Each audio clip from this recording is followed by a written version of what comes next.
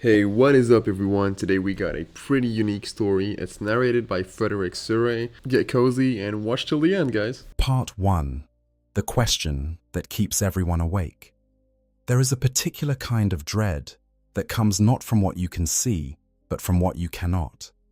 The darkness beyond the campfire, the silence before the storm, the moment when something enormous and terrible moves in the deep water beneath your feet, and you realize the ripple you noticed was not made by the wind. That feeling, distilled into pure lore and given a name, is the Tyranids. But here is something that even the most battle-hardened defenders of the Imperium rarely stop to contemplate. When you look at the Hive fleets, these mountainous living armadas of chitin and screaming hunger pressing in from the edges of the galaxy, the instinct is to ask, how do we stop them? The question that actually should keep everyone awake at night, the one that carries the deepest resonance of cosmic horror if you truly sit with it, is a different question entirely. Why are they here? Not in the sense of what they want, because we know what they want.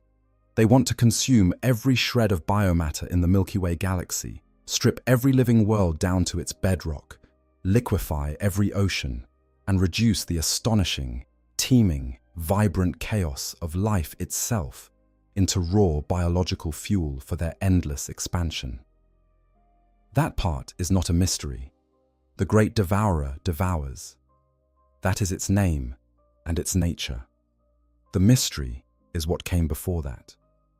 What pushed something so vast, so ancient, and so utterly driven out of wherever it had been before, and sent it drifting across the unimaginable emptiness between galaxies, dormant and starving, until a single psychic flash in the darkness drew it toward us like a moth to a candle. You have probably heard the fan theory. Maybe a friend told you, or you stumbled across it in a comment thread, or maybe you have been carrying this particular dread in your head since the first time someone slid a Tyranid codex across the table at you. The theory goes like this. The Tyranids are not the predator. The Tyranids are the prey. Something even worse than the Great Devourer is out there in the void between the stars, and the Hive fleets are running from it. It is a compelling story.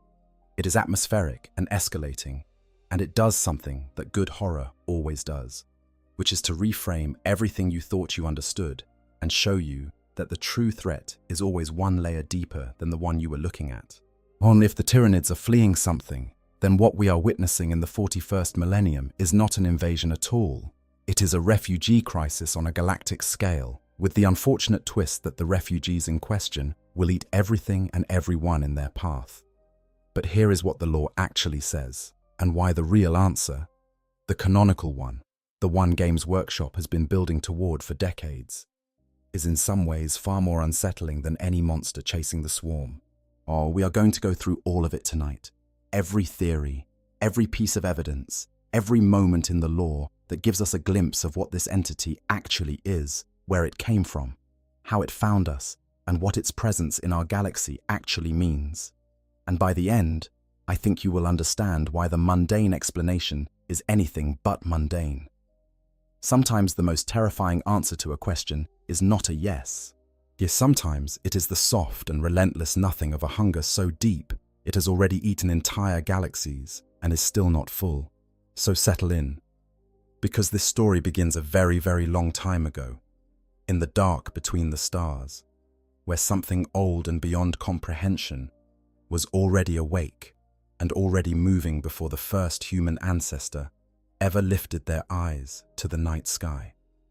The questions we are going to explore tonight are not comfortable ones, or they sit at the intersection of everything that makes Warhammer 40,000 compelling as a fictional universe.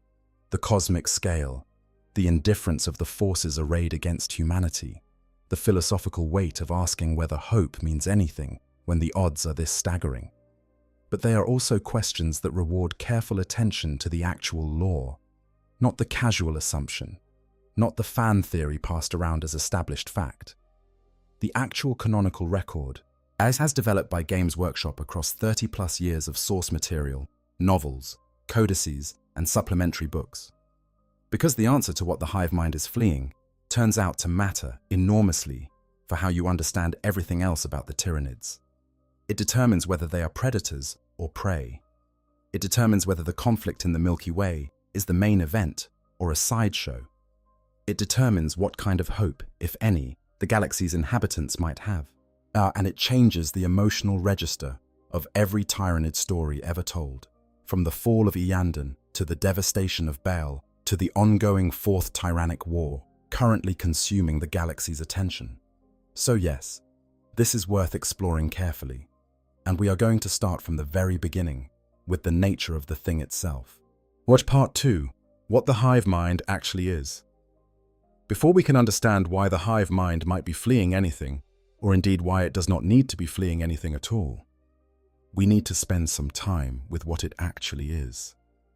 Because the hive mind is one of the most conceptually strange entities in all of Warhammer 40,000, and that is a setting which includes literal gods of chaos, a galaxy-splitting tear in reality, and an immortal skeletal race that has been asleep for 60 million years. And start with the basics. The hive mind is not a commander. It is not a brain in a jar somewhere giving orders to its troops. When the Imperium first encountered the Tyranids, the early assumption was that there must be some kind of leadership hierarchy, that if you killed the right thing, the rest of the swarm would fall into disarray. You could find the queen, eliminate her, and the invasion would collapse. This is, from a human perspective, a very reasonable thing to assume. But because human minds work hierarchically, and we project that understanding onto everything we encounter, it is completely wrong. The hive mind is a gestalt. It is the collective psychic consciousness of every single Tyranid organism in existence. From the colossal hive tyrant, a creature that stands taller than a space marine dreadnought, and was engineered specifically to serve as a node through which the hive mind commands its ground forces, down to the most microscopic spore drifting through the atmosphere of a dying world. Every creature, every bioform, every sliver of biological material that has been woven into the service of the swarm is a fragment of this one enormous mind. And the mind is not housed in any single place, but it is distributed across the entire fleet, across every tendril, across every spore cloud and bioship and screaming hormigaunt, charging across a burning field. Think about that for a moment. A single hive fleet has been estimated conservatively to contain trillions of organisms, trillions of individual biological units, each carrying a fragment of the same collective consciousness, and each simultaneously receiving and transmitting psychic commands through a network of larger creatures called synapse organisms. The hive tyrant, the Tyranid warrior, the neurotyrant. These are not leaders in the way a space marine captain is a leader. They are relay stations. They are the psychic equivalent of telephone towers, boosting and distributing the signal of the hive mind, so that even the smallest, most instinct-driven creature at the edge of the swarm can be reached and directed. And when a synapse creature is killed, when you take out the tower, then the creatures within its range are briefly cut off from the hive mind, and they revert to something purely animal, not organized, not tactical, just hungry and violent and operating on the baseline genetic programming that the hive mind has burned into their biology. This is actually one of the few tactical vulnerabilities the Tyranids present, and it only works at the small scale, because there is always another synapse creature somewhere, and the swarm can re-establish its connection with terrifying speed. Now extend this concept beyond a single fleet.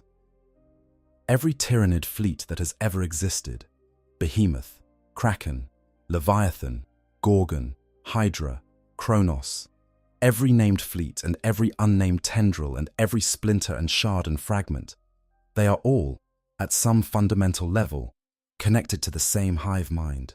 Not instantaneously necessarily, because the distances involved are incomprehensible, but connected nonetheless.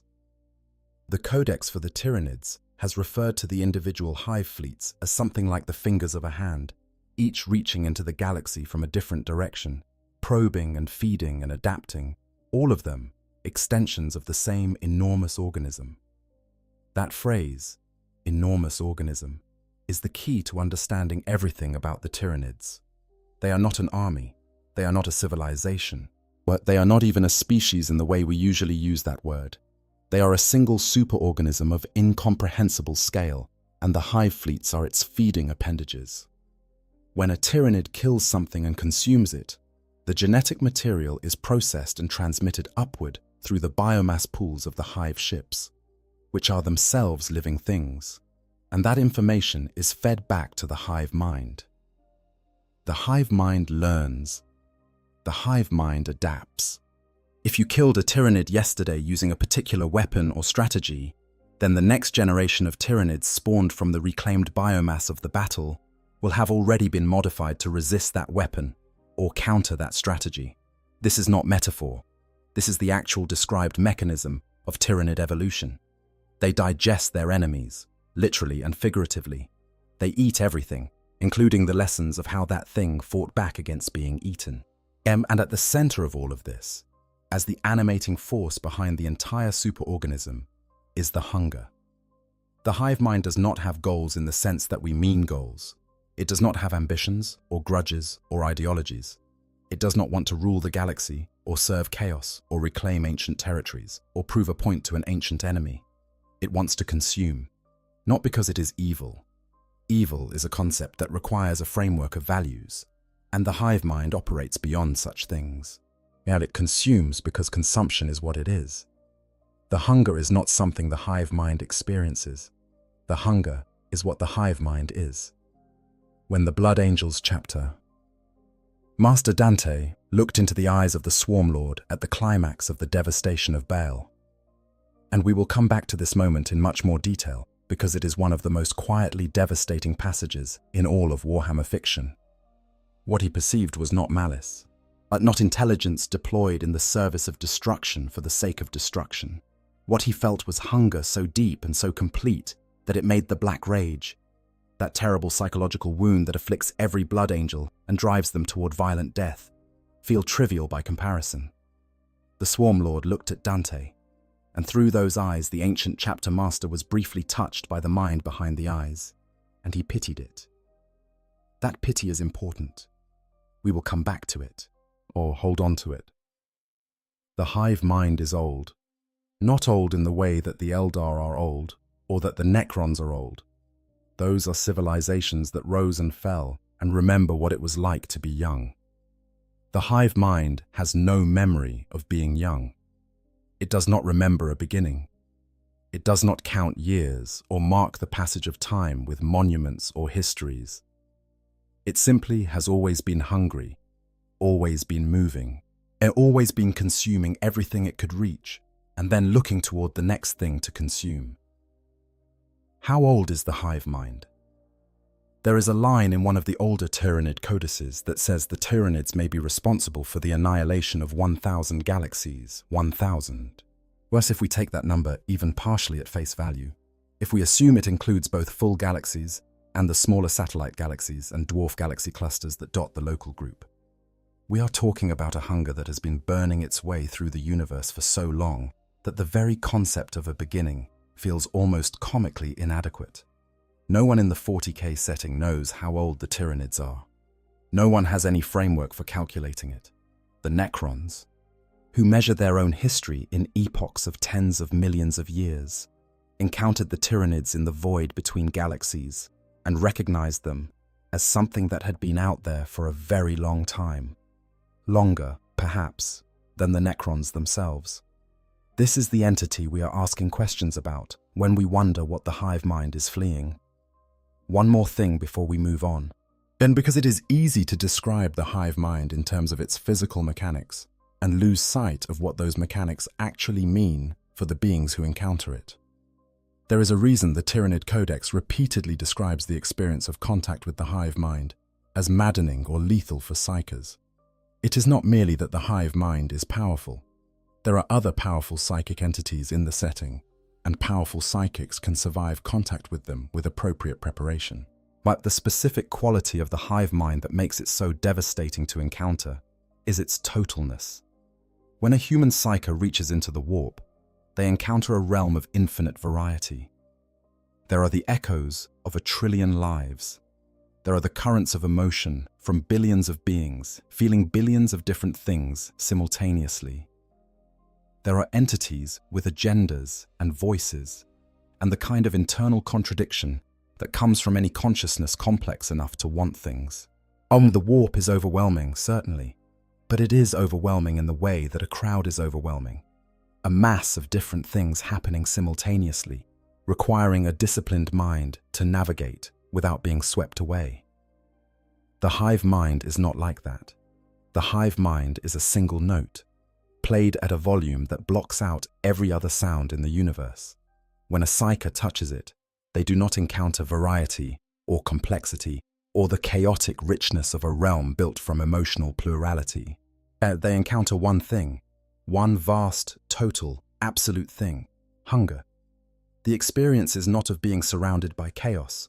It is of having every other sense and thought and identity simply obliterated by the scale of the one thing that is there. This is why it drives people mad. Not because madness is the appropriate response to encountering something evil, but because human consciousness is built for plurality, for navigating a world of different signals, different priorities, different meanings competing for attention. The mind that touches the hive mind discovers that in that moment, there is only one thing in the universe, and that one thing is an ancient and endless emptiness that wants to be filled. There is no coming back from that unchanged. Tigurius of the Ultramarines managed it. He is unique in that. The theory, the best anyone has come up with, is that his gift for precognition gave him a way of processing the encounter as prediction rather than presence, as something seen at a slight temporal remove rather than experienced directly. He saw the hunger coming before it arrived, which gave his mind time to brace. But even he cannot explain what he encountered in terms that other people can use. Some things cannot be translated across the boundary of experience. This is the entity we are asking questions about when we wonder what the hive mind is fleeing. Part 3. The void between galaxies. To understand the journey the Tyranids have made to reach the Milky Way, we need to spend some time with the sheer, staggering incomprehensibility of intergalactic space. Because even in a setting like Warhammer 40,000, where casual references to journeys of thousands of light years appear in everyday military dispatches, the distances involved in traveling between galaxies are something that the human brain genuinely cannot process on an emotional level. Whilst we can understand the numbers, we cannot feel them. The Milky Way galaxy is roughly 100,000 light-years across. That is the setting for virtually the entire conflict of Warhammer 40,000. The Imperium of man spans about half of it, and that half-galaxy empire is considered one of the most impossibly vast civilizations imaginable. It contains millions of inhabited worlds. It has been at war for 10,000 years, just trying to hold itself together at those distances. The nearest large galaxy to the Milky Way is Andromeda. Andromeda is 2.5 million light-years away.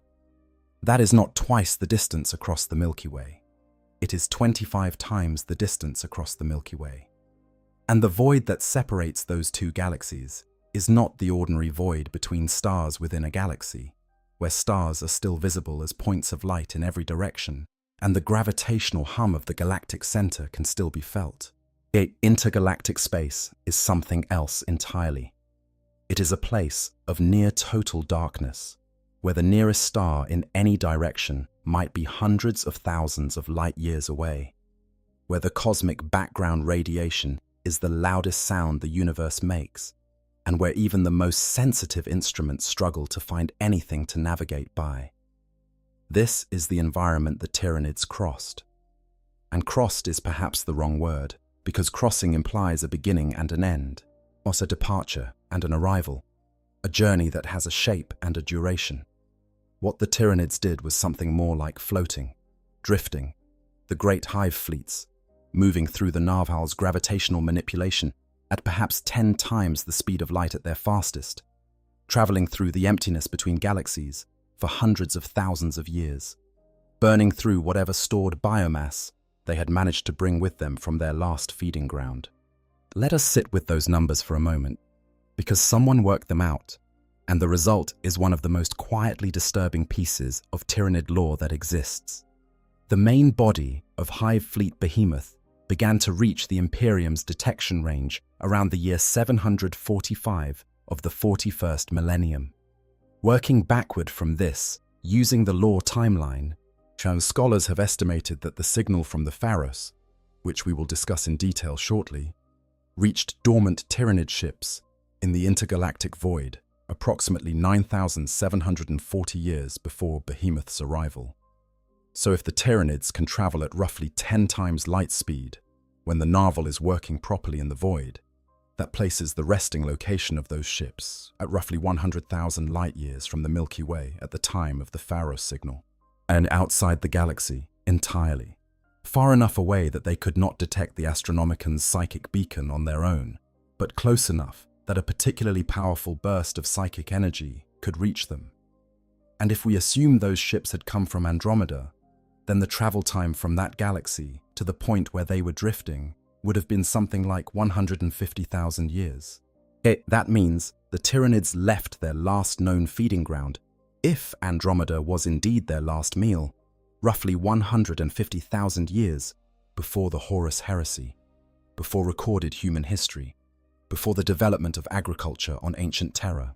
The Tyranids were already crossing the dark between galaxies, while the ancestors of every human being in the Imperium were still living in small groups in river valleys and looking up at the stars without the faintest understanding of what they were looking at. And during all of that time, the Hive fleets were dormant. Not asleep in a pleasant sense. Dormant in the way that a predator is dormant when there is simply nothing to hunt, a state of minimum biological activity, out of organs cycling down to the lowest possible metabolic rate, of consciousness compressing itself to the bare spark necessary to maintain coherence, waiting. The Codex describes it in terms that feel almost clinical, but the implications are staggering. The Tyranids had consumed everything they could reach in their home galaxy. They had nothing left to eat. And rather than simply dying, rather than the great devourer consuming itself and going extinct in a burst of desperate self-cannibalization, the hive mind did what it has done, according to that terrifying figure of 1,000 galaxies, many times before. It consolidated whatever biomass remained, compacted the swarm to preserve resources, and cast itself into the void toward the next source of light. The Narval, and that small and almost defenseless bioship that serves as the navigation system for the entire Hive fleet, extended its extraordinary sensory organs into the blackness and searched. It can detect the gravitational signature of star systems at incredible ranges. In the void between galaxies, with no stars nearby, with nothing to lock onto, the fleet was adrift in a direction that likely corresponded roughly to the last signal any part of the swarm had received before going dormant. Moving, but not purposefully, not yet. This is what the hive mind was doing when the universe changed for it. When something lit up in the darkness, impossibly far away, but bright enough and old enough and strange enough to cut through the dormancy and bring those ancient biological machines back online. There is something worth dwelling on in the image of those ships floating in the void. And every description we have of the Tyranid hive fleets when they are active depicts them as terrifying engines of consumption, the living equivalent of an unstoppable tidal wave, pouring over worlds and consuming everything in their path with relentless biological efficiency. But dormant, drifting in the intergalactic dark, they would look like nothing, like debris, like the dead. Enormous, yes. The larger hive ships are measured in kilometers of living flesh and chitin, but dark and cold, and motionless, carrying the stillness of something that has not eaten in a very long time. The void between galaxies is almost perfectly silent from a gravitational and electromagnetic standpoint. There are no nearby stars to warm anything. There is no cosmic microwave background brightened by proximity to a dense cluster of matter. The distances between molecules in intergalactic space are so vast that the concept of a medium breaks down almost completely. Nothing lives there, as nothing has ever lived there in the conventional sense. It is the closest thing to absolute nothing that exists within the physical universe, and the Tyranid fleets were drifting through it, perhaps for hundreds of thousands of years, in a state barely distinguishable from the void itself.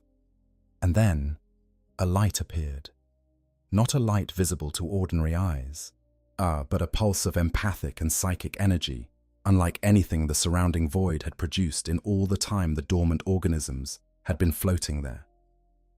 The monofilament sensory organs of the narval, evolved over millions of years to detect exactly this kind of signal at exactly this kind of range, registered the pulse, not as a fire in the dark, but as the biological equivalent of a smell. The smell of life. The smell of a galaxy full of things that were alive and psychic and numerous enough to generate the kind of concentrated psychic signature that only comes from civilizations. The hive mind stirred. Systems came online. The hunger, which had never truly been dormant, only compressed, only contained, only waiting, expanded to fill the new awareness. And the swarm turned toward the light. Something that happened during the Horus Heresy. Something that the Imperium of man, in its usual fashion, caused to happen accidentally and paid for over the next 10,000 years. Part 4. The Pharaoh's Incident and the Accidental Invitation. Here is the thing about the discovery of the Milky Way by the Tyranids. It did not happen because the galaxy was visible. And it did not happen because the Astronomicon, the enormous psychic lighthouse powered by the dying psychers on Terra and maintained by the Emperor's vast will, was simply broadcasting so loudly that the swarm noticed it from 2.5 million light-years away. The Astronomicon is powerful, genuinely terrifyingly powerful, but there are limits to what even that beacon can do across intergalactic distances. The Tyranids found us because of a mistake made during one of the darkest, most desperate periods in the history of the Imperium of man, when the galaxy was already tearing itself apart, and the worst thing imaginable had not yet finished happening. During the Horus Heresy, while the War Master's forces were driving toward Terra and the galaxy was soaked in blood, a significant portion of the loyal Space Marine legions found themselves cut off from the rest of the Imperium by something called the Ruin Storm. The Ruin Storm was a warp phenomenon of extraordinary scale, deliberately conjured by the Word-Bearer's traitor legion to prevent reinforcements from reaching Terra and to sow chaos throughout the galaxy's communication network. Caught on the wrong side of this storm, Primarch Reboot Guilliman of the Ultramarines made the decision to establish what he called Imperium Secundus, a secondary empire centered on Ultramar that could hold the line and continue the fight even if Terra had already fallen. To hold this fragile rump state together, Guilliman needed a way to communicate across the vast distances of Ultramar without relying on the warp. He found it on a world called Sotha, beneath a mountain known as Mount Pharos, in the form of a device that had been built there by an unknown alien civilization long before human beings ever came to Ultramar. The device turned out, in the way that many things in the 40K setting turn out, to be of Necron origin, or at least connected to the Necron network of quantum empathic resonance beacons that spanned the galaxy in the ancient past. It worked on a principle of empathic psychic resonance rather than warp-based communication, allowing it to function even during the ruin storm that had smothered most other forms of psychic transmission. Guilliman used the Pharaohs as a psychic lighthouse to attract scattered loyalist forces to Macragge. It was a pragmatic decision in an impossible situation. It also worked.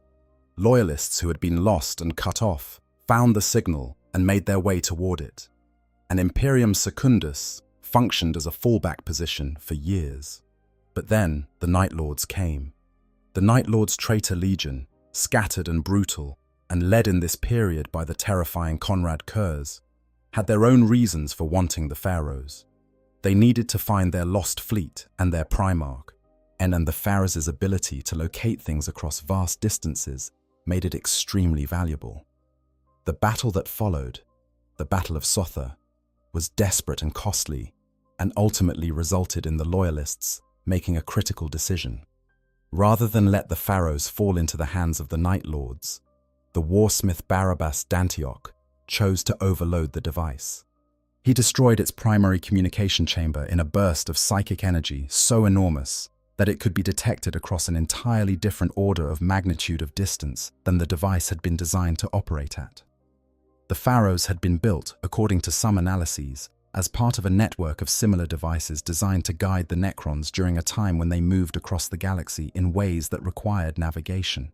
When one of those devices was overloaded, when centuries of stored empathic energy were released simultaneously in a single catastrophic pulse, it did not just send a signal, it sent a detonation, a psychic shockwave that radiated outward from Sotha at the speed of light in the warp, propagating through the real space void in a pattern that the Necron-built device had been specifically designed to make detectable at extreme range. Out in the intergalactic void, roughly 100,000 light-years from the Milky Way, something was floating in the dark.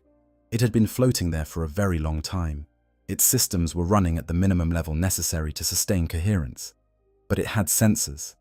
Biological sensors evolved over millions of years of navigating the empty places between galaxies, tuned to detect exactly the kind of gravitational and empathic signal that the Necron Pharaohs had just emitted. The sensor organisms registered the pulse. They processed it. It was not just a random burst of energy. It was recognizable as the output of living, psychic, biological beings, the kind of concentrated psychic signature that only comes from a galaxy full of intelligent life. It was, in other words, the smell of food. Gradually, over the next many years, higher systems came online. Larger organisms stirred from dormancy. The signal was analyzed, its direction calculated, its strength assessed. And then the Hive fleet that had been drifting in the darkness for longer than human civilization has existed, changed its course toward the light. The novel Pharos, written by Guy Haley and set during the Horus Heresy, ends with exactly this scene. Not with the characters, not with the battle or the drama of Sanguinius and Gilliman and the Night Lords. It ends in silence, in the void between galaxies, or with alien senses coming awake in the dark and a fleet of dormant living ships slowly beginning to move toward a new destination. It ends with the knowledge that everything that would follow over the next 10,000 years, every tyrannic war, every devoured world, every space marine lost to the swarm, began in that moment with a mistake made out of desperation during an already catastrophic war. The Pharaoh's pulse pointed the Tyranids at the Milky Way, but the Astronomicon kept them aimed.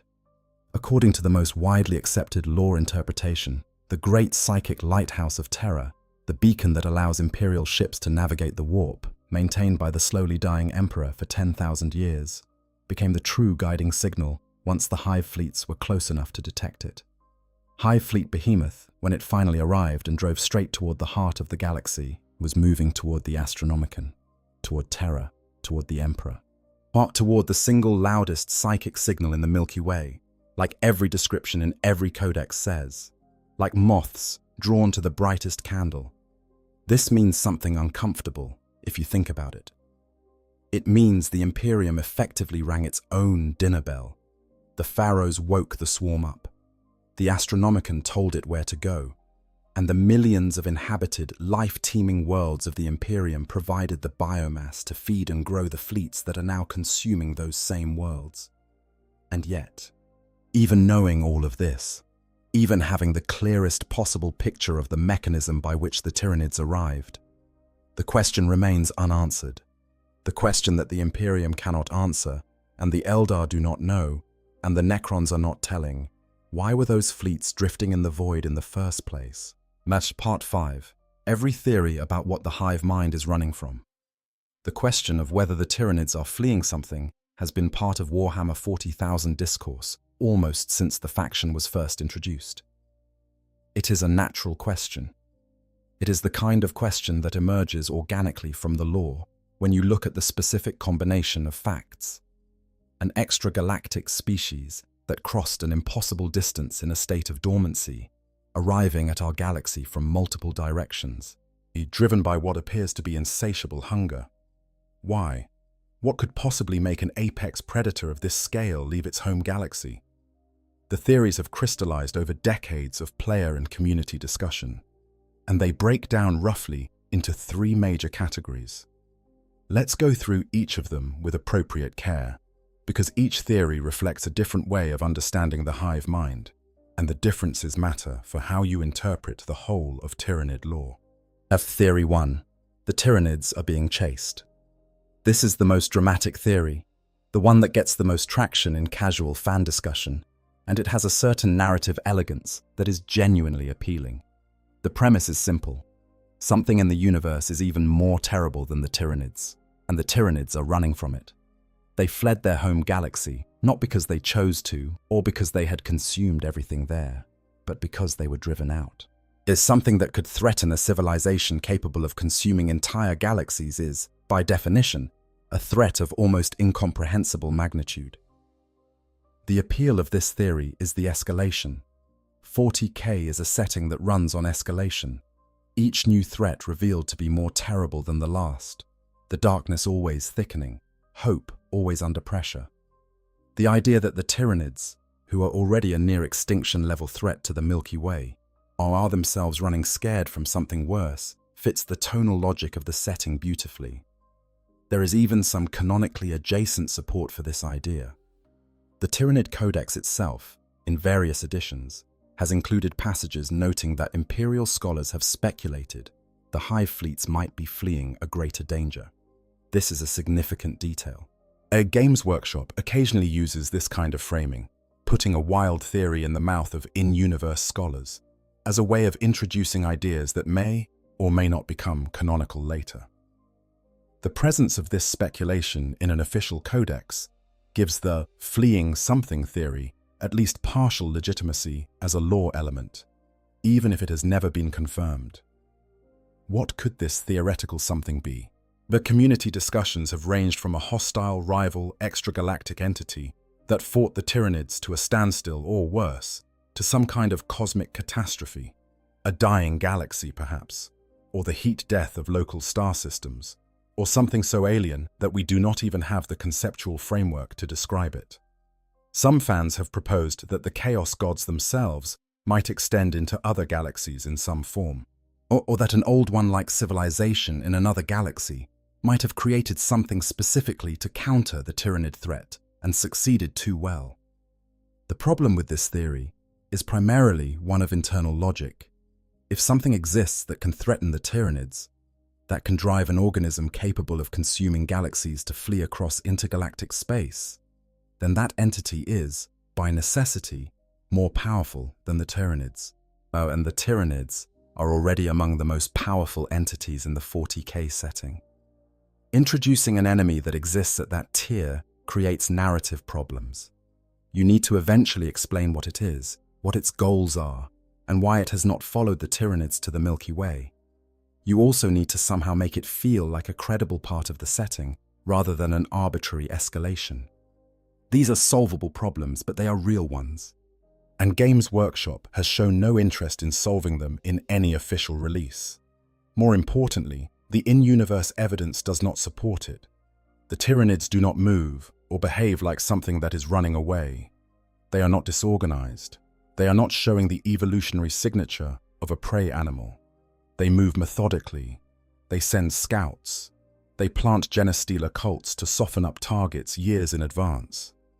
They change direction to hit newly detected food sources, including, as we will discuss, the Blood Angels' homeworld of Baal, where the Tyrannids of Hive Fleet Leviathan made a deliberate course correction to pursue vengeance against the Space Marines who had tormented earlier tendrils of the fleet.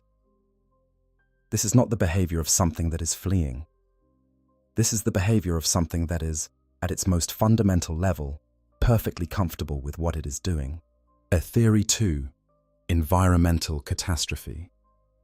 A somewhat less dramatic but internally consistent theory is that the Tyrannids left their home galaxy not because something was chasing them, but because their home galaxy underwent some kind of catastrophic change.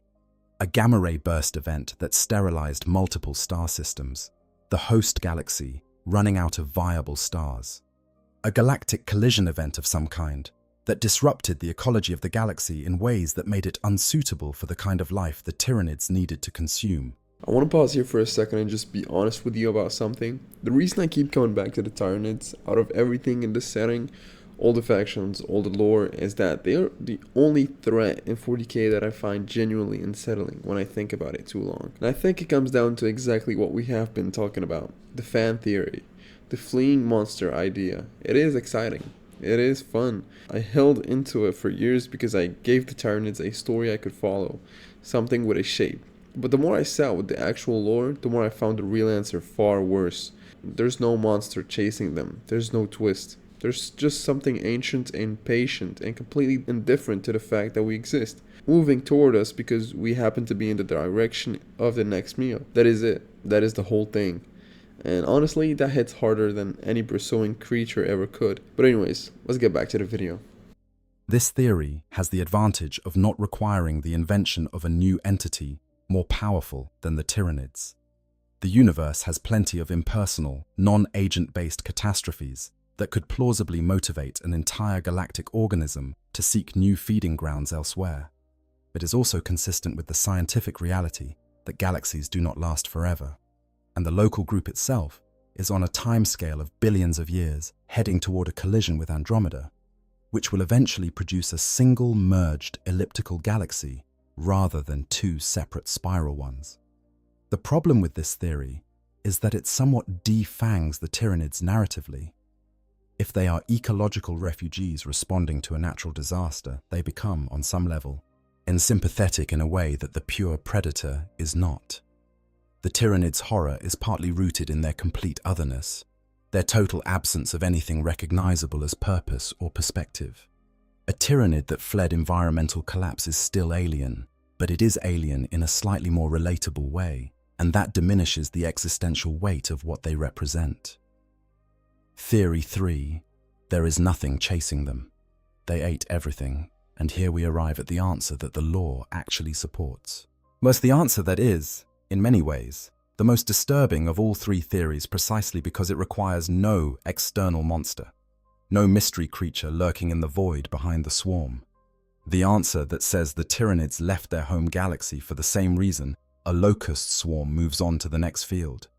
They ate everything, every world, every star system with life on it, every ocean and forest and civilization and single-celled organism in an entire galaxy stripped down to bedrock, unprocessed into biomass, and fed back into the endless growth of the swarm until there was nothing left, and the swarm, still hungry, cast itself into the void and waited to smell the next meal.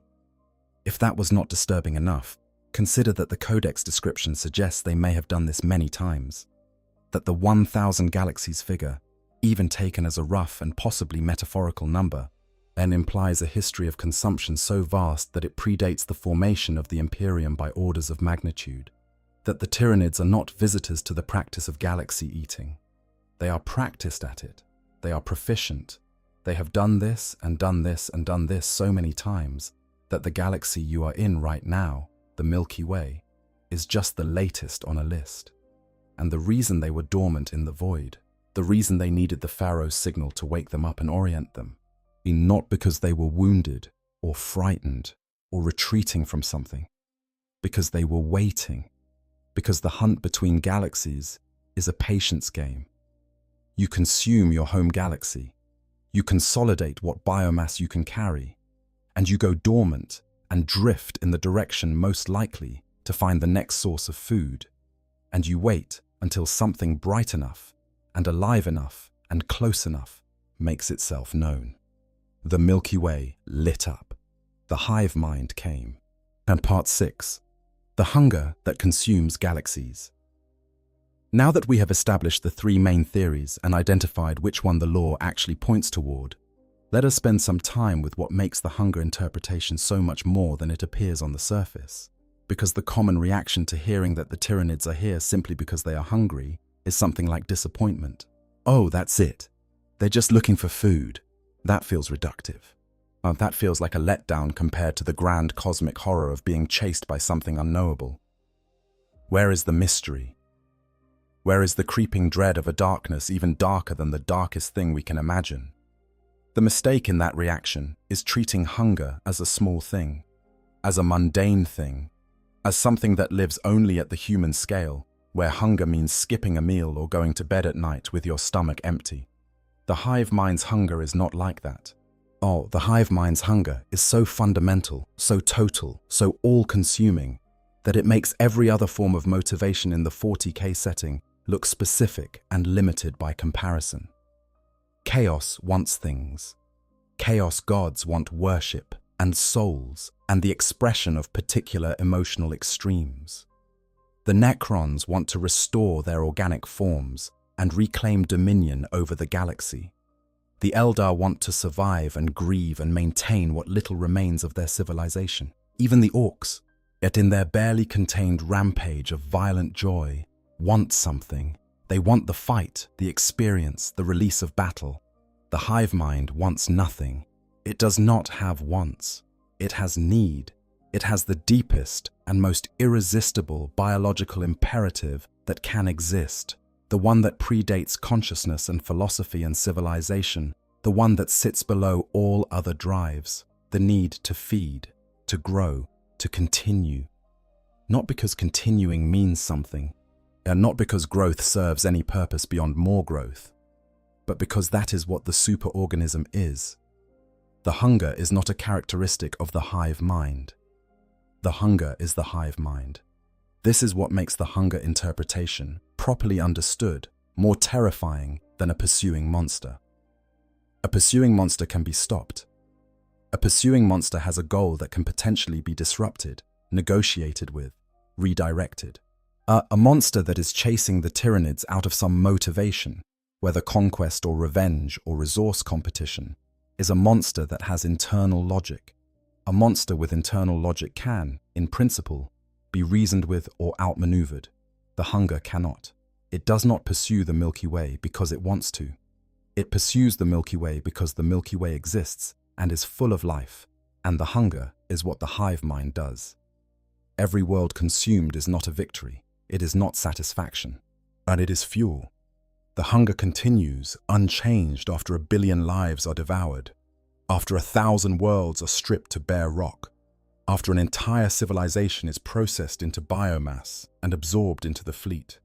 The hunger will continue unchanged after the last bacterium on the last world of the Milky Way is consumed, and the swarm will orient itself toward the next galaxy, and the process will begin again.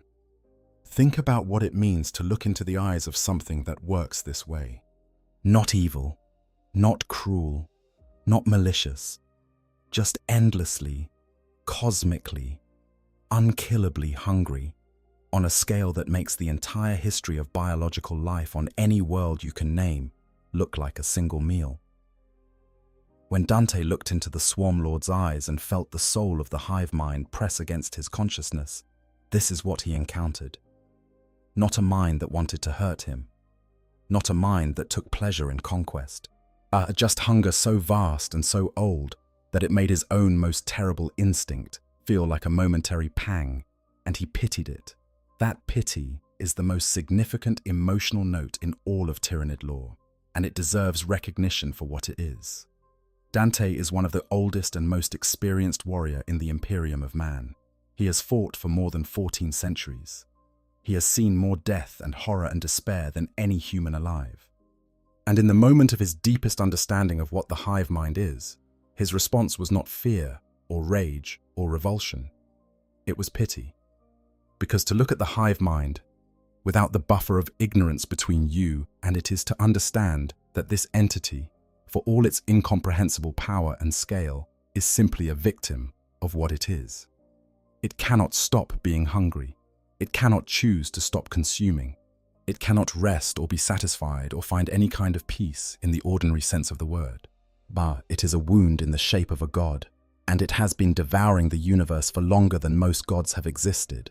That is the answer to what the hive mind is fleeing. Nothing. It is not fleeing anything. It is simply moving toward the next meal, as it has always done, as it will always do, until the last star in the universe burns out, and even the patient hunger of the great devourer has nothing left to reach for. Part 7. The major hive fleets and what their approach tells us. If we accept the hunger interpretation, that the Tyranids are not fleeing anything but simply advancing toward the next food source, then the approach angles of the major Hive fleets become a kind of evidence unto themselves. Because if you look at a map of how the known Hive fleets have entered the Milky Way, there is something immediately striking about the picture it creates. They come from different directions. Our Hive fleet Behemoth arrived from the eastern fringe, driving directly toward the galactic core in a massive, focused ram thrust. No subtlety, no probing, just an overwhelming mass of biological ships aimed at the densest concentration of life in the galaxy. Behemoth hit the eastern fringe in 745 of the 41st Millennium and made straight for Ultramar. And what stopped it at the Battle of Macragge was not a comfortable victory. It was the entire first company of the Ultramarines wiped out to a man, combined with the massed firepower of everything the Imperium could bring to bear at that location. The Hive fleet was broken, but not destroyed. Its remnants scattered into splinter fleets that continued to plague the eastern fringe for generations. Hive fleet Kraken arrived a little less than 250 years later, as in 993 of the 41st Millennium, also from the eastern fringe but with a different tactical pattern. Where Behemoth had been blunt force, Kraken was something more considered. It split into multiple tendrils early, spreading its assault across a wide front so that defensive forces could not concentrate against a single thrust. The Eldar craft world Ayanden, one of the great craft worlds, home to hundreds of thousands of Eldar, was struck by a massive tendril of Kraken and nearly annihilated. And only the arrival of Prince Iriel and his Corsair fleet, plus the desperate deployment of Iyandan's dead as psychic constructs called Wraithguard, saved the craft world from total destruction. The craft world's living population was decimated beyond recovery, and to this day, the empty halls of Iyandan are filled mostly with the dead. And then came Leviathan. Hive fleet. Leviathan is the largest Tyranid Hive fleet that the Imperium has ever encountered. It arrived in 997 of the 41st Millennium, and it did something that no one expected. It came from below, not from the eastern fringe, not from anywhere that previous fleets had come from. Leviathan skirted under the galactic plane, approaching from the galactic south, and then turned upward through the plane in a massive two-pronged assault that resembled, from a strategic perspective, the jaws of something closing. The fact that Leviathan came from below the galactic plane is not just tactically significant. It is cosmologically significant because it tells us something about the distribution of Hive fleets in the void. If all the Tyranid fleets were coming from the same galaxy or the same direction, they would all approach from more or less the same angle. The fact that Behemoth came from the eastern fringe and Leviathan came from below the galactic plane implies that these are not two detachments of a single organized force. They are separate tentacles of the superorganism, Mars approaching from different sides because they were in different locations in the intergalactic void when they received the signal and began moving. And what does that tell us? It tells us the Hive fleets were scattered, distributed across a wide area of intergalactic space, drifting in a state of dormancy, waiting for a signal, not gathered in one place, not moving in formation, not behaving like something that had been driven to flee by a single pursuing force, but behaving like something that had consumed its last food source, spread out through the void in search of the next one, and stumbled upon a new galaxy from multiple directions simultaneously. The Codex notes this explicitly. It states that given the Tyranid Hive fleets have approached the Milky Way from multiple different directions, this may imply that the Tyranids have already consumed a disturbingly large number of nearby galaxies. Consider the geometry involved. If the fleets were all coming from a single galaxy, they would all approach from roughly the same direction, with some spread based on their positions within that galaxy. The fact that they come from meaningfully different directions suggests they were in meaningfully different locations, which in turn suggests either a single galaxy, large enough to place them very far apart, or multiple galaxies in the local group that have already been consumed. Or the local group, the cluster of galaxies that includes the Milky Way and Andromeda, and several dozen smaller satellite galaxies and dwarf galaxies, is the relevant playing field here. It is entirely plausible, if we accept the canonical scale of Tyranid consumption, that many or most of the smaller galaxies in the local group have already been stripped. The Magellanic Clouds, The satellite galaxies of the Milky Way that are visible from the southern hemisphere of ancient Terra might already be dead worlds. Not dead in the usual sense of airless rock, but dead in the Tyranid sense, stripped of every organic molecule. The smaller, irregular galaxies scattered throughout the local group might be nothing but bare stellar nurseries surrounded by the faint psychic echo of what used to live there. And if Andromeda itself has been consumed, then the largest galaxy in our cosmic neighborhood, a galaxy comparable in size to the Milky Way, containing hundreds of billions of stars, 1 trillion worlds, an incalculable amount of life, is already a picked clean husk, already just rocks and radiation and the faint, infrared warmth of stars that have no planets worth visiting anymore. The Tyranids were in the void between those consumed galaxies when the Pharaoh's signal reached them. They were between meals. They were carrying their hunger across the dark toward whatever came next, and what came next was us. Part 8. The Silent King's Testimony. There is one other witness to the Tyranids in the void between galaxies, and his testimony is fascinating for several reasons. He is not human. He is not Eldar or Tau, or any of the other conventional inhabitants of the Milky Way. He is one of the most ancient beings in the setting, a figure who predates the current age by 60 million years, who has watched galaxies age from the perspective of something that does not die, and who chose to exile himself into the intergalactic void as a form of penance before eventually encountering the Tyranids on their way in. He is Zarek, the Silent King, last ruler of the Necron-Tyre, architect of the biotransference process that transformed his entire civilization from mortal flesh and bone into immortal metal, and the being who ultimately led the revolt against the C'tan star gods and shattered them into fragments.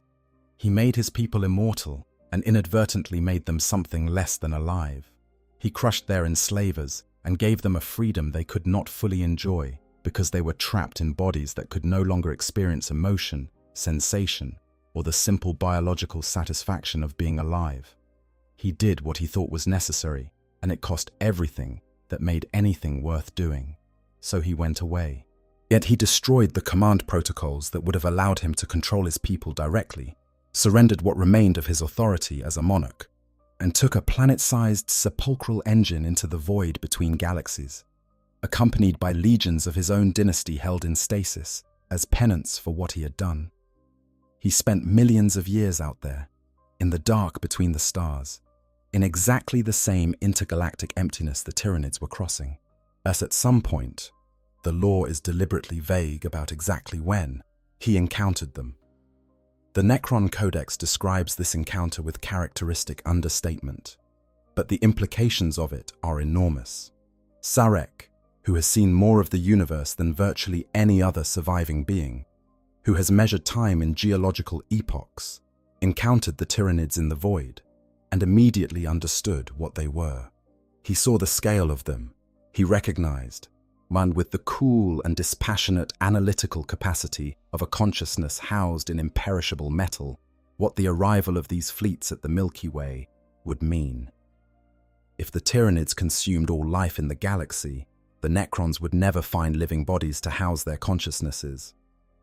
The great project of undoing the biotransference, of restoring the Necron people to some form of organic existence, would become permanently impossible. Every possible vessel would be stripped away and processed into biomass. There would be nothing left. This understanding drove the Silent King to end his exile and return to the Milky Way in 774 of the 41st Millennium. He came back to warn his people, to begin the process of awakening dormant Necron dynasties and preparing them to fight against the Tyranid threat. Not out of altruism. Zarek himself has admitted he has no particular desire to protect any other civilization for its own sake, but out of self-interest at the species level, which in this context happens to align with the interests of everyone else in the galaxy. What is significant about Zarek's encounter is not just that it happened, but what he did not see. He encountered the Tyranid fleets moving toward the Milky Way. He observed them. And what he reported back, in the limited and oblique way that the Silent King communicates anything, was not that something was pursuing the fleets, not that the Tyranids were in retreat, What the lore tells us is that the Silent King saw the fleets and recognized them as a threat heading toward his galaxy, as a tide advancing, not a retreating force that had stumbled across the galaxy while running from something else. As the Silent King is arguably the single being in the 40K setting best equipped to assess this situation. He has been in the void between galaxies for millions of years. He has personal experience of what the Tyranids look like when they are in transit. If there was something behind them, if there was a pursuing force in the void, some entity more powerful than the swarm itself bearing down on the local group, then Zarek, who spent millions of years in precisely that void, would be in the best possible position to have detected it. No such entity has been mentioned. No pursuit has been described. The Silent King returned to the galaxy with information about the Tyranid threat, not with warnings about something chasing the Tyranids. Whatever Zarek saw in the void, it was not a monster chasing the Hive fleets. It was the Hive fleets themselves, advancing. There is a detail in the lore about the Silent King's exile that deserves more attention than it typically receives. He was not passive during his time in the void. He was carving out territories according to the Necron Codex, exploring regions beyond the galaxy's edge, working toward the distant goal of finding suitable vessels for Necron consciousnesses in whatever life he found elsewhere. He traveled to places no one else in the 40K setting has ever described visiting. Yet he was in the intergalactic void for enough time that the technology and memory of his people changed almost beyond recognition during his absence. And in all of that time, millions of years of wandering the dark between galaxies, he encountered the Tyranids. Just the Tyranids. Not something chasing them. Not the aftermath of whatever cataclysm a pursuing entity might have caused. Not the trails of something larger or more terrible burning through the void behind them. The void that Zarek experienced was empty except for the Hive fleets moving in the direction of the next food source. This is, I would argue, the most direct canonical evidence against the pursuing monster theory. Not because Zarek would necessarily have noticed a pursuing entity, the void is vast enough that anything could be hidden within it, but because the Necron accounts give no indication of it. If Zarek had encountered evidence that something was hunting the Tyranids, as that information would be strategically crucial, and the lore gives every indication that Zarek shares strategically crucial information when it serves his interests to do so. He told the galaxy about the Tyranids. He warned his own people and, obliquely, others. He even struck temporary alliances with Space Marine chapters when Tyranid invasions provided common cause. If something was chasing the Tyranids, Zarek would know about it. And if he knew about it, the galaxy would know about it. Or at least, the suspicion would be present in the lore in a way that it simply is not. There is also something worth noting about the Silent King's response to what he saw. He did not despair. He did not retreat further into the void. He came back. He began the long, difficult, frustrating process of trying to wake his people and prepare them for a war against something that had, by his own assessment, already consumed countless galaxies before reaching this one. The Necrons are a practical people. They do not engage with the Tyranids out of emotion or ideology. They engage because the alternative is a galaxy stripped of all life, and without life, the Necrons' long-deferred dream of restoration dies forever. There is something almost poignant about that, if you can find the emotional register for it. 60 million years of sleep, 60 million years of waiting, 60 million years of enduring the curse of immortal metal bodies, and the thing that wakes you up and gives you a cause worth fighting for is the arrival of an entity so hungry that it would eat your only chance at redemption along with everything else. Part 9. The Shadow in the Warp and what it reveals about cosmic horror. The Tyranids do not use the warp. This is one of the most distinctive and significant things about them from a metaphysical standpoint. And it is worth taking some time with, because it connects directly to the question of what the hive mind is and where it comes from. The warp, the Imperium, the realm of chaos, is the psychic counterpart of real space. It is a dimension generated by and reflective of the emotional and spiritual lives of sentient beings. Every human who has ever felt hope or despair or rage or love has contributed, in a very small way, to the shape of the warp. The great chaos gods are, in essence, full cosmic entities formed from the accumulated emotional output of millions of species across billions of years. Horn is shaped from every act of rage and war. Tziench is shaped from hope and ambition and the desire for change. Nurgle is shaped from despair and the will to persist. Slaanesh is shaped from the pursuit of sensation and pleasure taken to its ultimate extreme.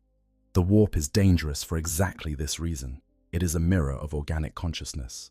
And that mirror is inhabited by entities that have become self-aware through the concentration of psychic energy.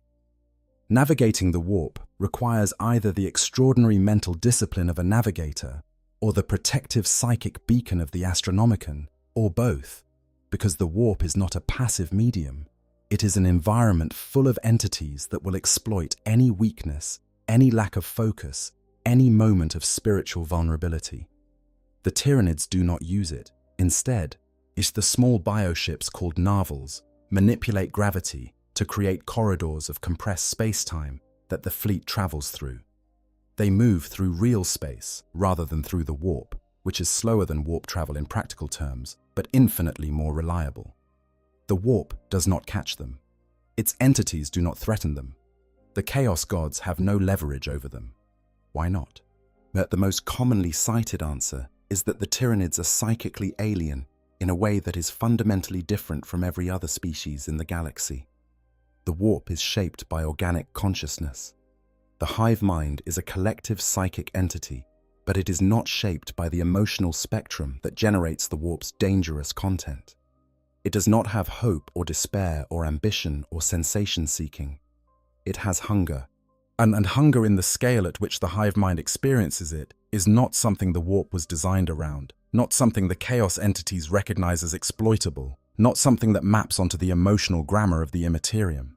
In fact, the shadow in the warp, that psychic phenomenon that precedes every Tyranid invasion, that fills the minds of psychers with alien chittering and drives them to madness, that blocks astropathic communication and disrupts warp travel across entire sectors, is essentially the hive mind pressing its alien consciousness against the boundary between real space and the Imperium. It does not enter the warp. It broadcasts its presence so overwhelmingly that the warp itself is distorted in its vicinity. Imagine standing in a dark room with a fire. The fire does not enter the darkness. The fire simply exists, and its light pushes the darkness back. While the shadow in the warp is something like that, except instead of light, it is a psychic frequency so alien and so powerful that the warp's normal inhabitants, the things that lurk in the dark, cannot function in its vicinity. When a Tyranid fleet is near, chaos demons cannot manifest easily. The warp becomes strange. The psychic screaming of a trillion Tyranid minds, all perfectly unified in their hunger, creates a kind of psychic static that drowns out everything else. But this is one of the few incidental advantages that Tyranid invasions present to the Imperium, or rather, it would be an advantage if the cure were not as bad as the disease. A world under shadow in the warp is, temporarily, difficult for chaos to influence, but it is also isolated from all communication and support and navigation, which means that by the time the Tyranids arrive, the world cannot even call for help. Or what the shadow in the warp tells us about the origin of the hive mind is this. The hive mind is not a product of the warp. It is not shaped by the same forces that shaped the Chaos Gods, or the Eldar Gods, or any of the other psychic entities that populate the 40K setting. It comes from somewhere else, in a very real sense. Its psychic nature is structured differently. Its consciousness operates on principles that the warp does not recognize in the way it recognizes human or Eldar, or even Orc psychic output. This is the deepest reason the Tyranids feel alien in a way that chaos, for all its horror, does not. Chaos is made from us. Chaos is the universe's reflection of what living, feeling beings are capable of feeling and doing and becoming. It is horrifying precisely because it is recognizable. It is the worst of all possible emotional outcomes inflated to cosmic scale. The hive mind is not like that. The hive mind is alien in a way that the chaos gods are not, because the chaos gods are ultimately built from organic consciousness, and the hive mind is built from something that predates or bypasses that entire framework. As when the Codex describes psychers who attempt to communicate with the hive mind as going mad or dying from the experience, it is describing something real and specific. The human mind, even a powerfully psychic human mind, was shaped by millions of years of evolution as a social, emotional, biological organism. The hive mind is a structure of psychic energy so vast and so alien that direct contact with it is the equivalent of trying to hold a conversation with an ocean. Not a dangerous ocean, or not an evil ocean, just an ocean. Something so much larger and more fundamental than you that the contact itself is what destroys you, not any malice on the entity's part. Chief Librarian Tigurius of the Ultramarines is recorded as perhaps the only person in the Imperium to have looked into the hive mind and survived with his sanity. How he managed this is considered one of the great mysteries of his chapter. What the working theory is that his prescient gifts, his ability to anticipate future events with unusual accuracy, gave his mind a kind of buffer, a way of processing the encounter as prediction rather than as direct experience. But even Tigurius does not pretend to have understood what he touched, only that it was there, enormous, hungry, and utterly without the concept of mercy. Part 10. Looking into the Swarm Lord's eyes. We have referenced the devastation of Baal several times in this script, and because it contains one of the most important moments in all of Tyranid lore. But to fully appreciate what that moment represents, we need to understand the full weight of the conflict that produced it. The devastation of Baal begins with an unprecedented gathering. Chapter Master Dante of the Blood Angels, a warrior who has been fighting the Emperor's wars for over 1,000 years, who was present for events that most Space Marines only know from historical records, who has fought Tyranids for long enough to have developed something approaching a personal understanding of the swarm, issues a call to every successor chapter of the Blood Angels lineage. Every chapter descended from the gene seed of the Primarch Sanguinius is summoned to Baal, the Blood Angels' homeworld, to face what is described as the single largest tendril of Hive Fleet Leviathan ever recorded. Nearly 30,000 Space Marines answer the call, not since the Horus Heresy, when entire legions numbering in the hundreds of thousands march to war, has such a concentration of Astartes assembled in one place. The combined chapters of the Blood, as they are called, dig in across the Baal system and prepare for a siege of a scale that makes most Imperial military engagements look like skirmishes. The scale of the Tyranid fleet is described in terms that are meant to break comprehension. More than 50,000 bioships in the primary assault wave. The sky above Baal becomes impossible to see through the density of organisms dropping from orbit. Wave after wave, 19 separate assault waves, each larger than the last, each driven back at terrible cost, crashes against the defenders' lines. Chapter after chapter takes devastating casualties. The surviving defenders watch their ammunition dwindle and their fortifications crumble, and their brothers fall in numbers that cannot be replaced. And then, just as the situation becomes truly desperate, the Great Rift tears open across the galaxy. The psychic catastrophe that bisects the Milky Way, that creates the Cicatrix Maledictum and plunges half the Imperium into darkness and isolation, also tears through the Tyranid fleet above Baal. A significant portion of Leviathan is dragged screaming into the warp, not destroyed, but removed from the immediate battlefield. The defenders have a momentary reprieve, and it is during this reprieve that the final phase of the battle begins. The Swarm Lord, the most powerful individual Tyranid bioform in existence, a creature that the hive mind respawns whenever it is killed, because it represents the highest expression of Tyranid tactical intelligence, walks onto the field. The Swarm Lord is not like other Tyranids. It is not simply a large and powerful beast operating on instinct. The Swarm Lord is the avatar of the hive mind's intelligence, as a vehicle through which the Gestalt consciousness of trillions of organisms expresses itself in the form of a single, focused, tactical entity. It has lived and died and been reborn countless times, and each time it carries with it the accumulated experience of every previous iteration. Dante knows what he is looking at. He has faced the Swarm Lord before, and he has fought for long enough to know that you do not survive a tactical situation by looking at it through any lens other than the clearest one available. He makes his way toward it.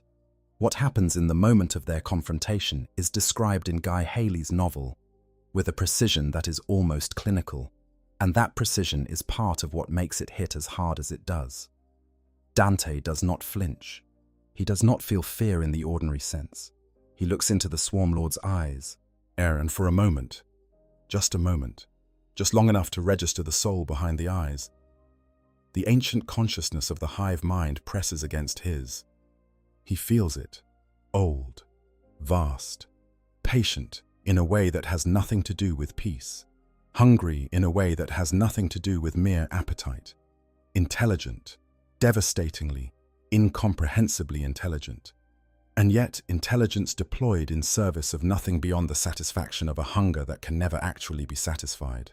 And Dante pitied it, not feared, not hated, pitied. The way you might pity something that cannot help being what it is. The Hive mind cannot choose not to be hungry. It cannot decide to stop. It cannot be reasoned with or reformed or redeemed or saved. It simply is, and what it is the most comprehensive expression of need the universe has ever produced, burning its way from galaxy to galaxy for longer than recorded history, never once finding a meal that was enough. This moment matters for our understanding of what the Hive mind is fleeing, because it contains a direct in-universe verdict on the question. The entity that Dante encounters in that moment is not a frightened predator running from something worse. It is not a refugee or a survivor or something desperately seeking safety. It is something ancient and vast and total in its nature, moving toward the next meal because that is what it does and has always done and will always do. Yet there is no fear in it. There is no urgency that exceeds its ordinary hunger. It is, in the moment of its most focused and purposeful action, in the moment when the Hive mind has sent its greatest avatar to claim a victory that carries a kind of personal significance. Still just hungry. The red thirst. The Blood Angel's hereditary curse, the flaw in their gene seed that drives them toward violence and bloodlust in moments of extreme stress. And the thing that every Blood Angel has spent centuries learning to contain and manage is described in that moment as trivial by comparison. The red thirst is a powerful compulsion. It has destroyed individuals and endangered missions and cost the chapter incalculably over the millennia. And when Dante holds it up against what he feels radiating from the Hive mind, it is trivial, a momentary craving next to an eternal void. This is the character of the thing that crossed the intergalactic void. This is what has been moving toward the Milky Way for 150,000 years, dormant and patient, guided by a psychic signal that humanity generated accidentally during its worst civil war. This is what the Imperium, the Eldar, the Tau, the Necrons, and every other civilization in the Milky Way is now facing. Not a monster chasing something, just hunger, old and total and without end. Part 11. Genestealer cults, advanced scouts, and the long game. Before we move to the current state of affairs, it is worth spending time with one of the most chillingly methodical aspects of the Tyranid approach, the Genestealer cults. Because the existence of these infiltration organisms is itself a kind of evidence about the nature of the Tyranid threat, and it adds another layer to our understanding of what the Hive mind is and what it is doing in the Milky Way. Genestealers are, in the current law, thoroughly Tyranid organisms. As they were not always treated that way. The very earliest editions of the game presented them as a separate species entirely, native to the dark spaces of derelict ships called space hulks, dangerous and alien, but not necessarily connected to the Hive fleets. The later editions integrated them into the Tyranid faction, and the integration is elegant and horrifying.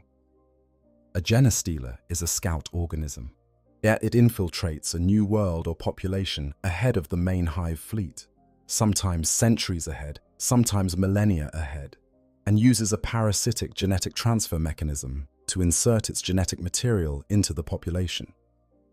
The process is intimate and terrible. The host is not killed or transformed immediately. Instead, the infected host will in time give birth to offspring that are partially tyrannid, and those offspring will in turn produce children who are even more tyrannid. And within a few generations, you have a population of human tyrannid hybrids who are psychically attuned to the genestealer brood mind, a localized, small-scale version of the hive mind that coordinates the cult's activities. These hybrid generations are, importantly, psychologically devoted to the cult in a way that goes beyond ordinary fanaticism. The psychic connection to the brood mind creates a sense of unity and purpose and belonging that human social bonds cannot easily compete with. And the cult members genuinely believe in what they are doing. They believe that the coming of the Hive fleet will be a transcendence, a rapture, a transformation into something greater than their ordinary lives. The fact that the Hive fleet will consume them along with everyone else on the planet is not something they are capable of understanding clearly, because the brood mind does not transmit that information. It only transmits the call. The genestealer cult has two practical functions. First, it generates a psychic signal that acts as a beacon, drawing the Hive fleet toward the infected world. Second, when the fleet arrives within range of the planet, the brood mind triggers the cult into violent insurrection, weakening the planet's defenses from within so that the tyrannids arrive to find the target already partially softened. Now think about the timescale involved. A genestealer is deposited on a world decades or centuries before the Hive fleet arrives, sometimes much longer. This means the hive mind is thinking in terms of centuries and millennia for individual planetary targets. It is playing a patient, methodical game in which each move is calculated against an opponent that will not even know the game has started until it is essentially over. This is not the behavior of something that is fleeing. Something in flight does not pause to plant long-term infiltration networks. Something running for its life does not dedicate resources to century-long preparation for a meal. The genestealer cult program is evidence of the hive mind at its most deliberate, most strategic, most confident. It is the behavior of a supreme predator at the top of the food chain, planning its next meal in exquisite detail because there is nothing in the environment that requires it to hurry. The early discovery of tyrannid bioforms on worlds that predate the arrival of the known hive fleets by centuries or even millennia is a source of ongoing disturbance for Imperial scholars. Records kept by the Ordo Xenos suggest contact with tyrannid bioforms as far back as the 35th millennium, nearly 600 years before the first official contact with Hive fleet behemoth. Some scholars have speculated that certain dangerous creatures found on infamous death worlds, the Katakan Devil of Katakan for instance, which is described as one of the most lethal apex predators in the known galaxy, or the enormous sea creatures, sometimes called Fenrisian krakens on the Space Wolves' homeworld of Fenris, may actually be the descendants of ancient tyrannid bioforms from a very early and forgotten incursion.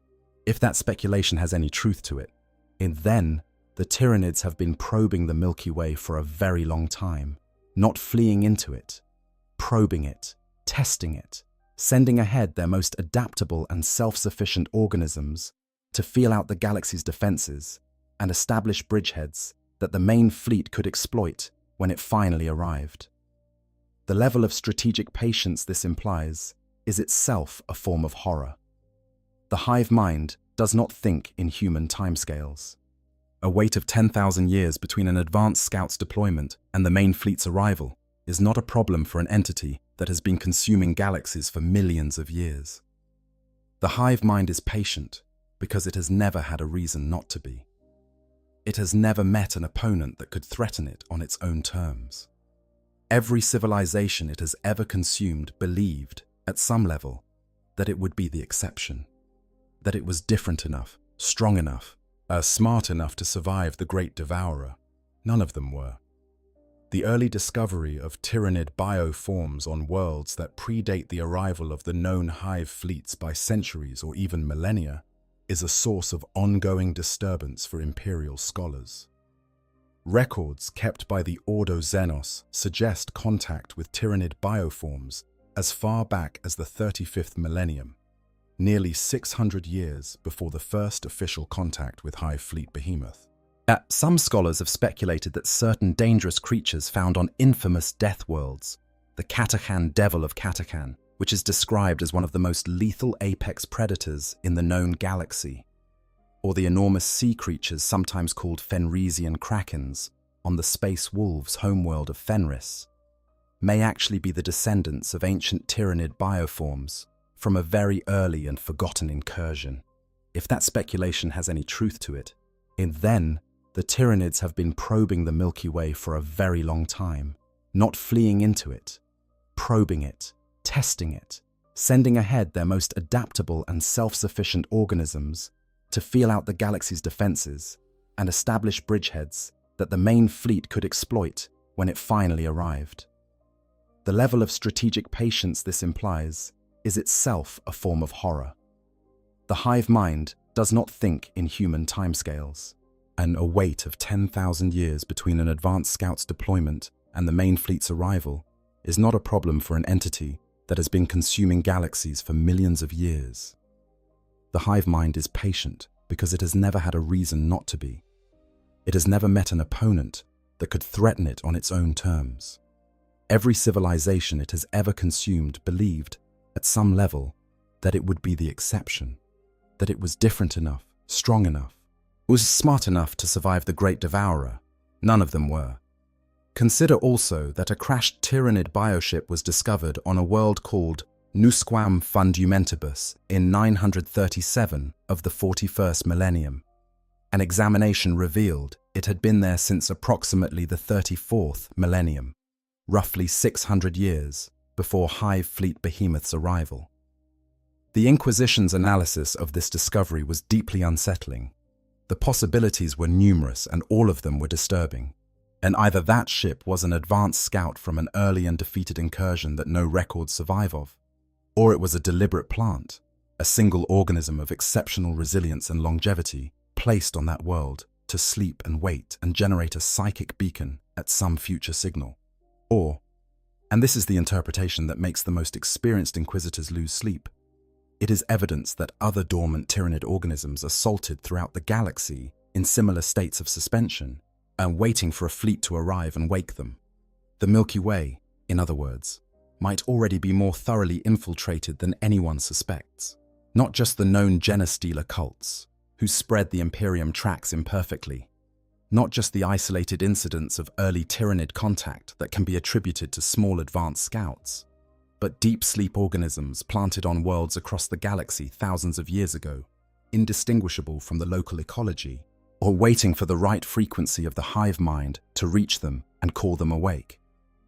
The Milky Way is currently in the position of every civilization that has come before it, facing an enemy that has never been stopped, armed with weapons and strategies that have never yet been sufficient, clinging to the hope that this time will be different. Part 12.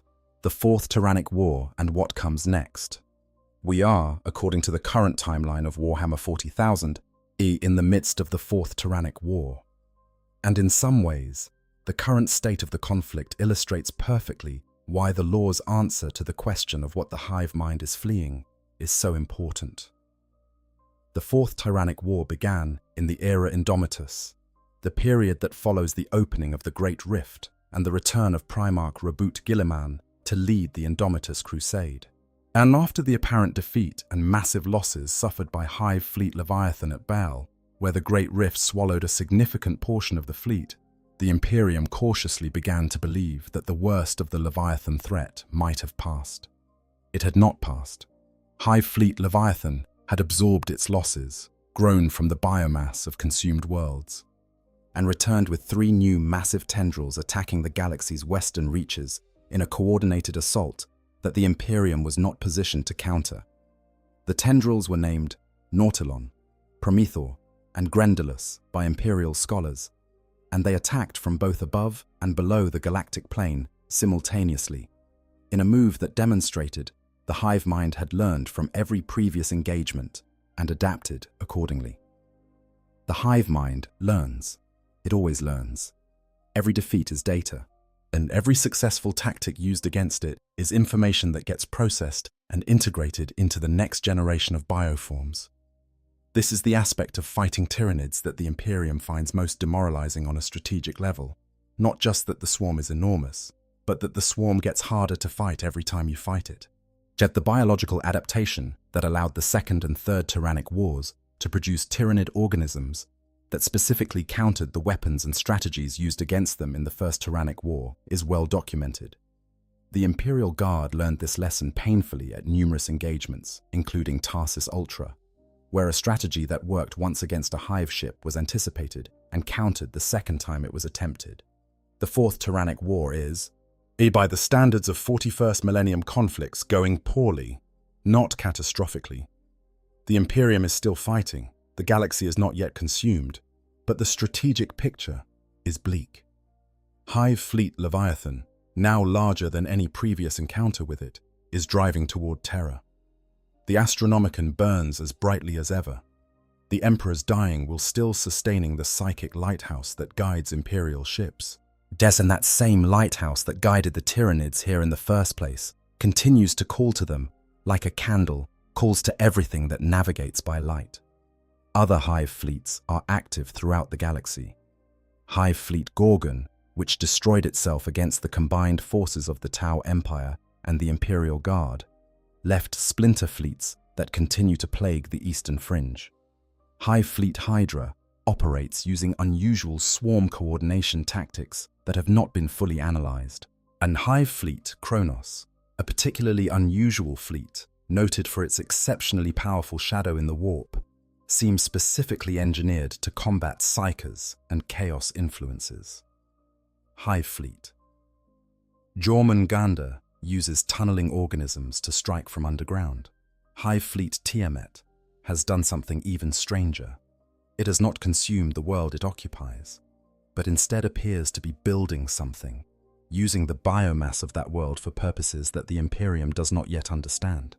This last detail is perhaps the most unsettling element in recent Tyranid lore. Tiamat's behavior breaks the pattern. The hive mind has always consumed and moved on. It has never, in any recorded encounter, paused to build something. What is being built on Tiamat's occupied world, and why the hive mind has decided that whatever it is building is worth more than the immediate consumption of the biomass involved. These are questions that no one in the Imperium can answer, yet. But the questions themselves are revealing. They suggest that the hive mind, even now, is doing things that observers within the galaxy are still learning to read. Its motivations are always the same: hunger, consumption, growth. But the strategies it uses to pursue those motivations continue to develop in ways that challenge anyone who thought they had figured out how the Tyranids work. The sheer variety of Hive Fleet tactical styles is itself evidence that the hive mind is not a simple or mechanical entity. Something that is just running forward and consuming everything would not need to develop specialized fleets with different approaches. The existence of Gorgon's adaptive hypertoxins, and Kronos' warp-dampening focus, and Jormungandr's tunneling assault patterns, and Tiamat's mysterious construction project, all speak to a hive mind that is conducting its conquest of the Milky Way as a sophisticated, multifaceted campaign. Multiple vectors of attack, or multiple strategies for different environments and opponents. Multiple ongoing projects whose full purposes are not yet clear. The galaxy is not just being consumed. The galaxy is being studied while it is being consumed. The Great Devourer is learning the Milky Way as it eats it, and every lesson learned makes it better prepared for the next galaxy on its endless list. Think about what that means in practical terms. The hive mind processes every encounter. Every failed strategy by the swarm is catalogued. Every successful defensive tactic used by the galaxy's inhabitants gets incorporated into the evolutionary pressure placed on the next generation of bioforms. Hive Fleet Behemoth hit Macragge like a battering ram and was stopped by the Ultramarines' prepared defensive positions, their orbital platforms, and the raw attrition of pouring everything into a single engagement. The next fleet, Kraken, came in fragments, while spreading the swarm thin and wide to deny the defenders the ability to concentrate. Leviathan came from a completely unexpected direction, below the galactic plane, specifically to circumvent the defensive preparations that had been made against threats from the eastern fringe. The hive mind is learning. It is always learning, and the things it is learning are where the Milky Way is weakest, how its defenders respond to different kinds of pressure, which strategies produce the most biomass yield for the least expenditure, and, most terrifyingly, what the galaxy's most powerful defenders are capable of when pushed to their limits. The Indomitus Crusade, which brought 30,000 Primaris Marines, and the returned Robuta Guilliman to bear on the Tyrannid problem, among others, provided the hive mind with extensive data on what a post-Great Rift Imperium can accomplish in terms of rapid military deployment. But the battles of the Fourth Tyrannic War are providing data on how effective the new Primaris warriors are against Tyrannid bioforms. Every victory the Imperium achieves is, from one angle, a victory. From another angle, it is a data submission to the greatest living biological research program in the universe. Part 13. The Philosophy of the Hunger. We are nearing the end of this journey through the lore, and before the final section, as it feels right to step back from the mechanics and the timelines and the named hive fleets, and spend a moment with the philosophical weight of what the Tyrannids represent in the broader context of the 40K setting. Warhammer 40,000 is a setting built on the collision of many different kinds of horror.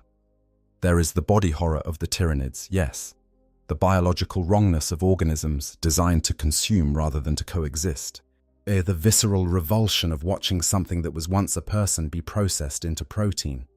But there are other kinds of horror in the setting. There is the existential horror of chaos. The discovery that the universe itself does not love you, that the emotions you feel feed monsters, that hope and despair are weapons in a game you did not choose to play. There is the body horror of the orcs, the laughing, joy-finding, a battle-loving green tide that finds the 41st Millennium's misery genuinely entertaining. There is the cold horror of the Necrons, the long sleep and the slow remembering of what it cost. The Tyrannids represent something specific within that spectrum. They represent the horror of scale, the horror of the impersonal, and the horror of a threat that is not directed at you specifically, that does not hate you or want to corrupt you or find your suffering entertaining, but that will consume you because you are there and you are made of organic matter. There is no version of the Tyrannid story in which the people of the Milky Way do anything that changes what the hive mind is. You cannot inspire it or disappoint it. You cannot make it respect you or fear you. Or you can delay it and redirect it and sometimes drive back individual tendrils with enough sacrifice and firepower, but the hive mind itself is not affected by any of this. Every battle fought against the Tyrannids is, in the hive mind's experience, roughly equivalent to a meal that fought back a little more than expected before being consumed. An interesting problem. Good data for the next generation of organisms. Not a victory for the defenders in any sense the hive mind would recognize. And this is where the fan theory of a pursuing monster actually reveals its deepest appeal. By giving the Tyrannids a fear, by making them prey to something else, the theory restores the possibility of meaning to the conflict. Because if the Tyrannids are running from something, then understanding that something, finding it, dealing with it, becomes the path to ending the invasion. There is a lever. There is a logic. The war has a shape that human intelligence can grasp and work with. Whilst the hunger interpretation removes that comfort, there is no lever. There is no external logic to work with, no third party whose agenda can be disrupted or exploited. There is just the hunger advancing, and the only meaningful response to it is to put your body between the hunger and whatever you are trying to protect and fight for as long as you can. This is, incidentally, why the Tyrannids make for such powerful narrative foils to every other faction in the game. In every other faction. Even the Chaos Gods, who represent the most alien and incomprehensible forces in the setting, has something recognizable at their core. Khorne wants war. and skulls. Tzeentch wants change and the endless manipulation of fate. Nurgle wants growth and the acceptance of entropy. Slaanesh wants sensation and the pursuit of perfect experience. These are extreme versions of things that exist within organic consciousness. You can imagine, however abstractly, what it would feel like to serve them. The appeal, the seductive, terrible appeal of chaos, is precisely that these things speak to something real in the beings who follow them. The Tyranids speak to nothing in you. There is nothing in the hive mind that any human impulse reaches. No part of you could ever stand in relationship to it, beyond the relationship of food to hunger. It does not see you as an enemy or an obstacle or a challenge. It does not see you at all in any meaningful sense, as it detects you as a concentration of biological matter worth consuming, and it sends organisms to consume you, and when you are gone, it moves on. This is why Dante's pity at the devastation of Baal is the most human moment in all of Tyranid lore. Because pity is the response of consciousness encountering something outside its own framework, something that cannot be engaged with except at the level of acknowledging that it exists, and that its existence is, in some fundamental way, terrible. Not terrible in the way that evil is terrible, terrible in the way that a force of nature is terrible. An earthquake does not intend to destroy the house. The hive mind does not intend to consume your world. Both are simply what they are, expressing what they are, indifferent to what they destroy. And yet people fight them. The Ultramarines stood at Macragga and lost their entire first company and held the line. But the Eldar of Iyanden gave their dead to fight alongside their living and refused to abandon their home. The Blood Angels gathered every son of Sanguinius reachable and threw 30,000 warriors into the teeth of the swarm. The Tau Empire and the Imperial Guard destroyed Hive Fleet Gorgon at enormous cost, the first time any Tyranid fleet had been completely annihilated. None of these victories changed the fundamental situation. None of them made the hive mind less hungry, and none of them made the Great Devourer decide to look elsewhere. But they happened. People fought back, knowing the scale of what they were fighting against, knowing that winning a battle against the Tyranids is not winning the war, and fighting anyway. The Tau response to the Tyranids deserves a specific mention here, because it illustrates something important about the range of reactions to this threat. The Tau Empire initially attempted diplomacy with the Tyranids, but this is not as absurd as it might sound from inside the Imperium's framework, where any alien is by default a target for extermination. The Tau genuinely believed, based on their experience with other alien species, that communication and mutual interest could resolve conflicts. They sent ambassadors. They attempted to establish contact. They searched for any common ground, any basis for negotiation, and any indication that the hive fleets could be redirected towards something other than Tau-inhabited worlds. The Tyranids consumed the ambassadors. Because the ambassadors were made of organic matter, and the Tyranids consume organic matter, there was no malice in it, and no message, just consumption. The Tau eventually drew the same conclusion that every other species in the Milky Way has drawn about the Tyranids. There is nothing to talk to there. There is no policy or ideology or desire to engage with. There is only the hunger, and the hunger is not in the business of making deals. That is the character of the thing that crossed the intergalactic void. That is what has been moving toward the Milky Way for 150,000 years, dormant and patient, guided by a psychic signal that humanity generated accidentally during its worst civil war. That is what the Imperium, the Eldar, the Tau, the Necrons, and every other civilization in the Milky Way is now facing. Not a monster chasing something, just hunger, old and total, and without end. Part 14, what the lore says, what the fans want, and why the answer matters. We should address the fan theory one more time before we close, because it does not deserve to be dismissed entirely. The idea that the Tyranids are fleeing something is not just a dramatic escalation fantasy.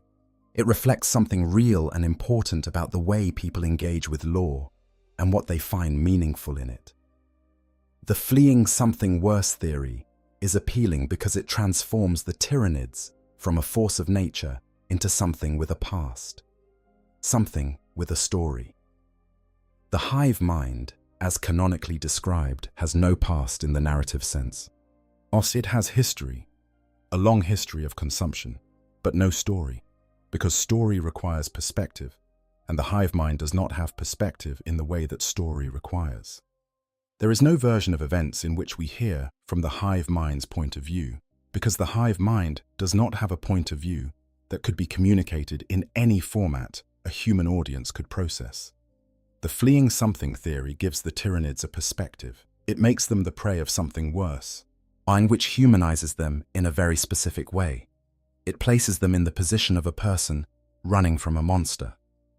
We understand that position. We feel it.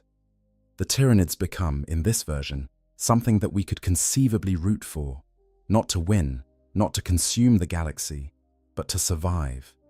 And survival is a story we know how to tell. The canonical answer, they are not fleeing anything, they are just hungry, does not permit that kind of humanization. Or the hive mind is not running from anything, it is not scared. It does not wish things were different. It does not remember better days or worse days. It simply is what it is and does what it does and has been doing it for longer than we can comprehend. And this is precisely why the canonical answer, understood properly, is more disturbing than the fan theory. The fan theory gives you a monster to hide behind. The hunger is just the hunger, and you are just the food. And there is no narrative to shield you from the full weight of that. One thing worth acknowledging, Games Workshop has never officially closed the door on the pursuing monster theory. The Tyranid codices in multiple editions have included lines noting that some Imperial scholars speculate the hive fleets might be fleeing something, or might have been driven out of their home galaxy by a threat even greater than themselves. This is consistent with Games Workshop's general approach to the lore, which is to include multiple competing in-universe theories for most of its bigger mysteries, leaving the final word undefined so that individual groups and campaigns can choose the version that resonates most with them. There is wisdom in that approach. The question of what the hive mind is fleeing, kept open, is more interesting than any particular answer, because it invites engagement. It makes players and fans think about the implications of each possibility. Wow, it generates exactly the kind of discussion we are having right now, where the examination of the question reveals things about the nature of the Tyranids and the horror they represent that a simple factual answer would not. So while the canonical weight of the evidence points firmly toward the hunger interpretation, the Tyranids are not fleeing anything. Yes, they are simply advancing toward the next meal. The honest answer is that Games Workshop has left enough deliberate ambiguity in the lore to allow for other interpretations, and that ambiguity is itself a design choice. The mystery is part of the horror. Not knowing for certain is part of what makes the Tyranids feel like a force that exists beyond the comprehension of everyone in the galaxy who is trying to understand them. In the 40K universe, while there are plenty of horrors that work on the level of things are worse than you thought, and the true horror is one layer deeper, but the Tyranids are rare in being a horror that is exactly what they look like. There is no deeper layer. There is no secret monster behind them. There is just hunger and scale and the long, patient approach of a thing that has eaten everything that has ever existed in its path. That is, in its way, as honest as horror gets. Part 15. The answer and its implications. So let us finally answer the question directly. What is the hive mind actually fleeing? Nothing. The hive mind is not fleeing anything, but saying it that way does not capture the full picture. Here is the more complete answer. The hive mind came to the Milky Way because a mistake made during the Horus Heresy lit up the darkness and told the dormant swarm that there was something to eat in this direction. But the hive mind was in the intergalactic void in the first place because it had consumed the last galaxy it had access to and was waiting, as it has done an unknowable number of times before, for the next food source to make itself known. There is no monster behind the swarm. There is only the empty space behind it, stripped clean of every molecule of biological material, testament to what came before and what is coming now. The hive mind is not fleeing. The hive mind is arriving. But here is the thing about arriving. When the Tyranids arrive somewhere, they do not linger. They process what is there and they move on to the next arrival. And the fact that they are arriving here at the Milky Way from multiple directions, in waves that have been building for decades and show no sign of diminishing, this means something specific about where we are in the arc of the story. We are the next meal. We have always been the next meal. The moment the pharaohs overloaded on Sotha, the moment that psychic pulse crossed the void and reached the dormant senses of something that had been waiting in the dark for longer than human civilization exists, the Milky Way became the next meal. Everything that has happened since, every tyrannic war, every consumed world, every Space Marine chapter bled white, defending a frontier that keeps moving inward, is the process of being eaten by something so old and so large that it does not even notice the fighting back. This is the answer. And this is what the lore has been building towards since the second edition of Warhammer 40,000 first gave the Tyranids their coherent mythology. Not a mystery, not a twist, not a monster behind the monster, just the most ancient and simple force in the universe, moving toward warmth and life the way it has always moved toward warmth and life, completely indifferent to anything the galaxy might have to say about it. And somehow knowing that, the defenders keep fighting. So maybe that is the real answer to the question. Maybe the question was never quite what the hive mind is fleeing. Maybe the question was always what keeps the Milky Way fighting against something that has never been stopped before, against something that cannot be reasoned with, against the pure and comprehensive fact of a hunger larger than galaxies. The answer to that question, too, is not a monster. It is not a secret weapon or a hidden prophecy or a cosmic intervention waiting to happen. What the answer is every blood angel who stood in the ruins of Baal and kept swinging. Every ultramarine who held the line at Macragge knowing the line might not hold. Every guardsman on a doomed world who fired his last lancel at a creature that cannot understand what dying means.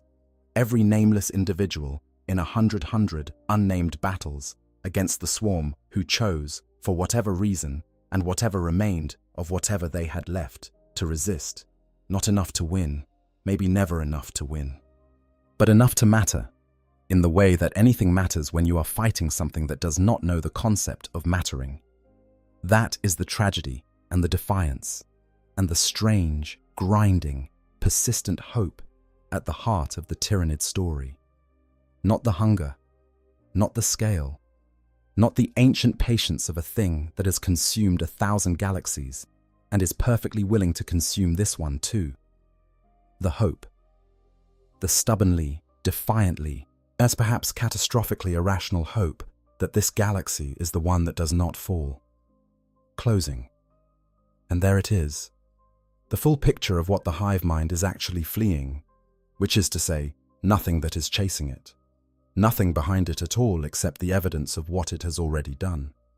The darkness behind the Tyranids is not inhabited by something worse.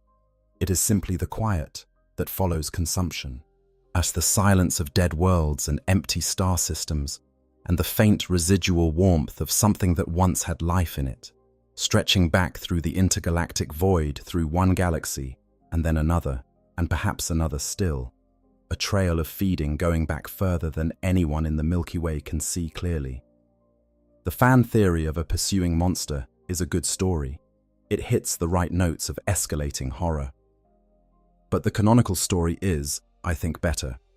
Not because it is more dramatic, but because it is more honest about what the Tyranids actually represent. Not a plot, not a scheme, not an enemy you can outsmart by finding the thing behind the thing. Just a hunger as old as the universe itself, moving through it, eating it, and arriving here, now, in the 41st millennium, to do what it has always done. What the defenders of the Milky Way do with that knowledge is the story. What choices get made in the face of something that cannot be fully stopped, and only slowed. That is where all the meaning lives. In the blood angels who answered Dante's call, in the ultramarines who walked into the teeth of Behemoth at Macragge, in the Elder of Iyanden who refused to abandon their home even as it broke around them, in the Necrons who returned from millions of years of exile because the alternative was watching their last hope be eaten. None of them are winning the war. all of them are fighting it anyway. At Part 16, the faces of the tyrannic wars, moments that define the conflict. We have spent much of this video working at a large scale. Galaxies, hive fleets, the nature of a consciousness that spans the cosmos.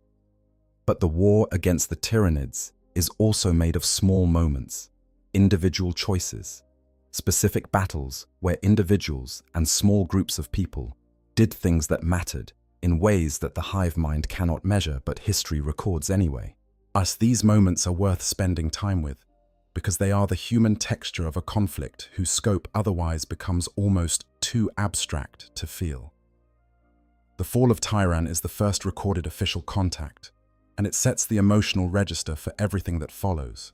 The world of Tyran was a fortress world of the Adeptus Mechanicus, an outpost equipped with significant defenses, staffed by trained and experienced warriors, and forewarned by Inquisitor Fidus Cryptman's investigation into the trail of dead worlds left by Behemoth's approach. They had days to prepare. They used those days well, reinforcing defenses, mobilizing every weapon available, preparing for a siege. The entire population and garrison was consumed within 24 hours of the first contact. Not defeated in the ordinary military sense, not pushed back in some sections while holding in others. Consumed, stripped clean, the world of Tyran, which had existed for centuries and housed thousands of people who had lives and relationships and hopes and fears, was simply gone. Cryptman arrived to find empty buildings and the beginning of the biological conversion process the Tyranids used to process a world's organic material into biomass for the fleet. He followed the trail. He found more dead worlds. He mapped Behemoth's course and raced ahead of it to Macragge, arriving just barely in time to deliver his warning to Marneus Calgar. What strikes me most about Cryptman in this period is not the heroism, though he was undeniably heroic, but the sheer weight of what he was carrying. He was the first person in the Imperium to fully understand what was coming. He had to stand in front of one of the most powerful men in the Imperium, the chapter master of the Ultramarines, and find words for something that had no precedent. He had to say, "This is unlike anything we have faced before, and I do not know if it can be stopped. But we have to try." Calgar believed him.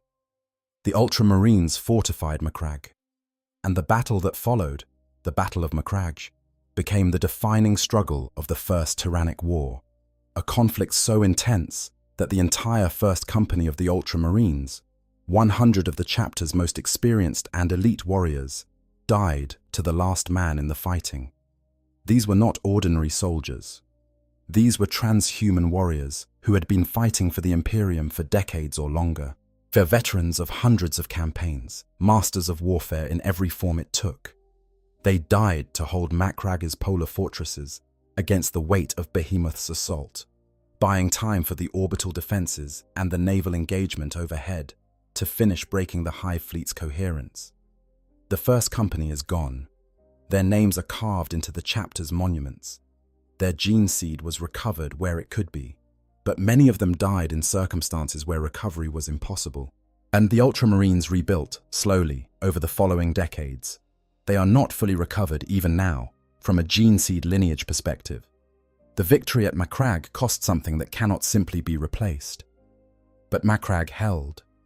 And because Macragge held, Behemoth's thrust was broken, and the galaxy-wide catastrophe that would have followed a successful drive to the galactic core was averted, at least for that generation. But moving to the Second Tyrannic War and the assault of Hive Fleet Kraken on craft world Eandon, this is a story that cuts at a different angle than Macragge, because the Eldar are not human, and their relationship with death is not human, and the particular horror of watching Eandon nearly destroyed is the horror of watching something irreplaceable come apart. The Eldar are a dying race. This is not speculation or rhetoric. They are literally dying.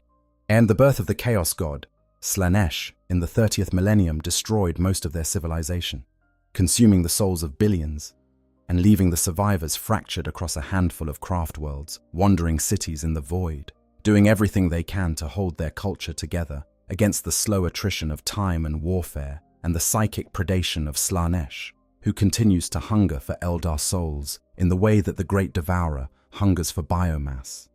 There are not many Eldar left. Each death is a tragedy not just for the individual, but for the species as a whole. Iyanden was home to hundreds of thousands of Eldar when Kraken hit it. The seers of Iyanden had foreseen the attack coming. They prepared as thoroughly as they could. And then Kraken arrived in numbers that overwhelmed their preparations, and the fighting became something beyond ordinary warfare. The Eldar were defending their home, not just a world, but a city ship that had carried their culture through 10,000 years of diaspora, that housed the memory and history and accumulated wisdom of their people. That was itself a kind of living being shaped by the psychic presence of the millions who had lived aboard it. When the dead outnumbered the living, and the living could no longer hold the Tyranids back, Iyanden made a choice that is both terrible and deeply Eldar in its character. But they opened the Infinity Circuit, the psychic network that stores the souls of Iyanden's dead, and called those souls back into Wraithbone constructs. The dead fought alongside the living, piloting enormous Wraithguard and Wraith Knight constructs, their ancient experience and power set against the biological tide of the swarm. And even with the dead fighting, even with every warrior the craft world could field, as they were losing until Prince Iriel, an Eldar Corsair who had been exiled from Iyanden years before, whose pride and ambition had been judged a threat to the craft world's unity, returned. He had come back anyway. He had come back because it was his home, exile or not, and you do not leave your home to be eaten. Iriel wielded the Spear of Twilight, a weapon of such power that using it shortens the wielder's life, and killed the Hive tyrant commanding the assault.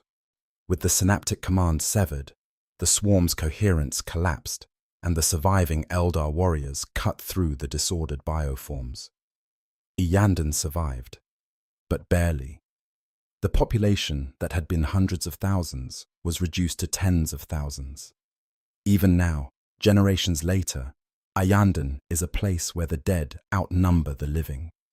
The empty corridors and darkened halls of the craft world are an unending memorial to everyone lost to the swarm. Iriel was redeemed by his people. He paid for that redemption with the shortened life that the Spear of Twilight costs its wielder. And the craft world he saved continues its voyage through the void, carrying the ghost of what it once was, as well as the reality of what it is now, diminished, haunted, and still alive. These are the stories the tyrannic wars produce, not stories about defeating an enemy, stories about surviving an encounter with something that cannot be defeated, only delayed, redirected, driven back at terrible cost.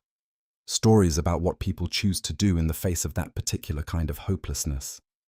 The history of the Octarius War deserves a mention here as well, because it represents one of the most unusual strategic decisions in the history of the Imperium, and it says something specific about what the Tyranids look like from a purely strategic perspective when someone is willing to be ruthless enough to play them. Our Inquisitor Cryptman, the same Inquisitor who had first charted Behemoth's course and warned Kalga, was also present for the arrival of Leviathan. Decades of facing the Tyranids had given him a very specific perspective on how the conflict was going, and the conclusion he had reached was not optimistic. By the time Leviathan arrived, Cryptman had already ordered Exterminatus on dozens of inhabited worlds in the swarm's path, a strategy of denial, is stripping the Tyranids of the biomass they needed to grow and sustain their assault. These decisions had cost him his standing within the Inquisition, which found his methods extreme even by inquisitorial standards. He was censured. His formal authority was revoked. He kept fighting anyway. His masterstroke, or his most monstrous act, depending on your perspective, was the Octarius Gambit. Cryptman obtained a brood of captured live Genestealers and used them to infect the Orc-held star systems of the Octarius region. The Genestealers' broodmind drew a tendril of Leviathan directly into the heart of the densest concentration of Orc biomass in that part of the galaxy. Two of the most powerful and aggressive organisms in the known universe, the Tyranids and the Orcs, began consuming each other in the Octarius War, a conflict that has continued for decades since. The result, but from a pure strategic standpoint, was exactly what Krypton intended. Leviathan's advance toward the core worlds of the Imperium was significantly slowed. The biomass pouring into the Octarius system was being expended in the war rather than being converted to new Tyranid bioforms. The Tyranids were gaining genetic material from their study of the Orcs. And the Orcs love a fight with a worthy enemy enough that Leviathan's assault created a genuine conflict rather than a one-sided feeding. But the strategic cost to Leviathan's overall campaign was significant. The cost in Orc and civilian lives in the Octarius region was incalculable. The Orc Empire of Octarius fought the Tyranids with everything it had, and that meant that every world in the region became a battleground of extraordinary violence. The Orcs died in enormous numbers, but so did the Tyranids, and both sides kept producing more warriors from the resources available. The war continues to grind on. Both sides are stronger from the conflict. The Tyranids, because they have absorbed genetic material from one of the most resilient and adaptable biological species in the galaxy. And the Orcs, because fighting a worthy enemy makes Orcs larger and more ferocious. The strategic benefit to the Imperium comes from the fact that all of that strength is being spent on each other rather than on humanity. Krypton was tried for crimes against humanity in absentia. He was declared excommunicate traitor by the Inquisition. He disappeared into the galaxy's edge, and either dead or continuing to pursue his private war against the Swarm in ways that no longer required inquisitorial sanction. The verdict of history on Krypton is undecided. He made decisions that cost the lives of billions of Orcs and an unknown number of humans in the Octarius region. He also bought the Imperium's core worlds significant time against the worst tendril of Hive fleet Leviathan. Whether the trade was worth it depends on who you ask and which lives you are counting. But what is interesting about Krypton from a lore perspective is not whether he was right or wrong. It is what his strategy reveals about the nature of the Tyranid threat. To delay the Tyranids, Krypton did not find a weapon or a countermeasure or a tactical solution. He found a food source. He distracted the hunger with something else to eat. In a very real sense, the most effective large-scale defense of the Imperium against Hive fleet Leviathan was achieved by treating the Tyranids exactly as what they are, an enormous insatiable hunger that will consume whatever is in front of it, and can therefore be redirected by placing something in front of it that is not where you want the consumption happening. The hunger can be managed, it can be redirected and slowed, and occasionally denied. But it cannot be ended by anything currently available in the galaxy's arsenal. Not yet, anyway. That is the galaxy the hive mind is arriving at. And for all its age and scale and incomprehensible hunger, the Great Devourer has never consumed anything quite like this before. If you found this video interesting, give it a like and share it with someone who needs more Tyranid lore in their life. If this is your first time here, or welcome to the channel, hit that subscribe button because there is so much more lore like this waiting for you. Every comment you leave telling me which part hit hardest, or which theory you still believe helps me understand what to make next. So drop your thoughts below. We will be back soon with more stories from the grim darkness of the far future. Until then, rest easy, or as easy as you can, knowing what is out there in the dark between the galaxies. I hope you guys enjoyed the story. Make sure to hit the subscribe, like, share button, whatever you want. Give me some feedback if there's any. And yeah, sleep well.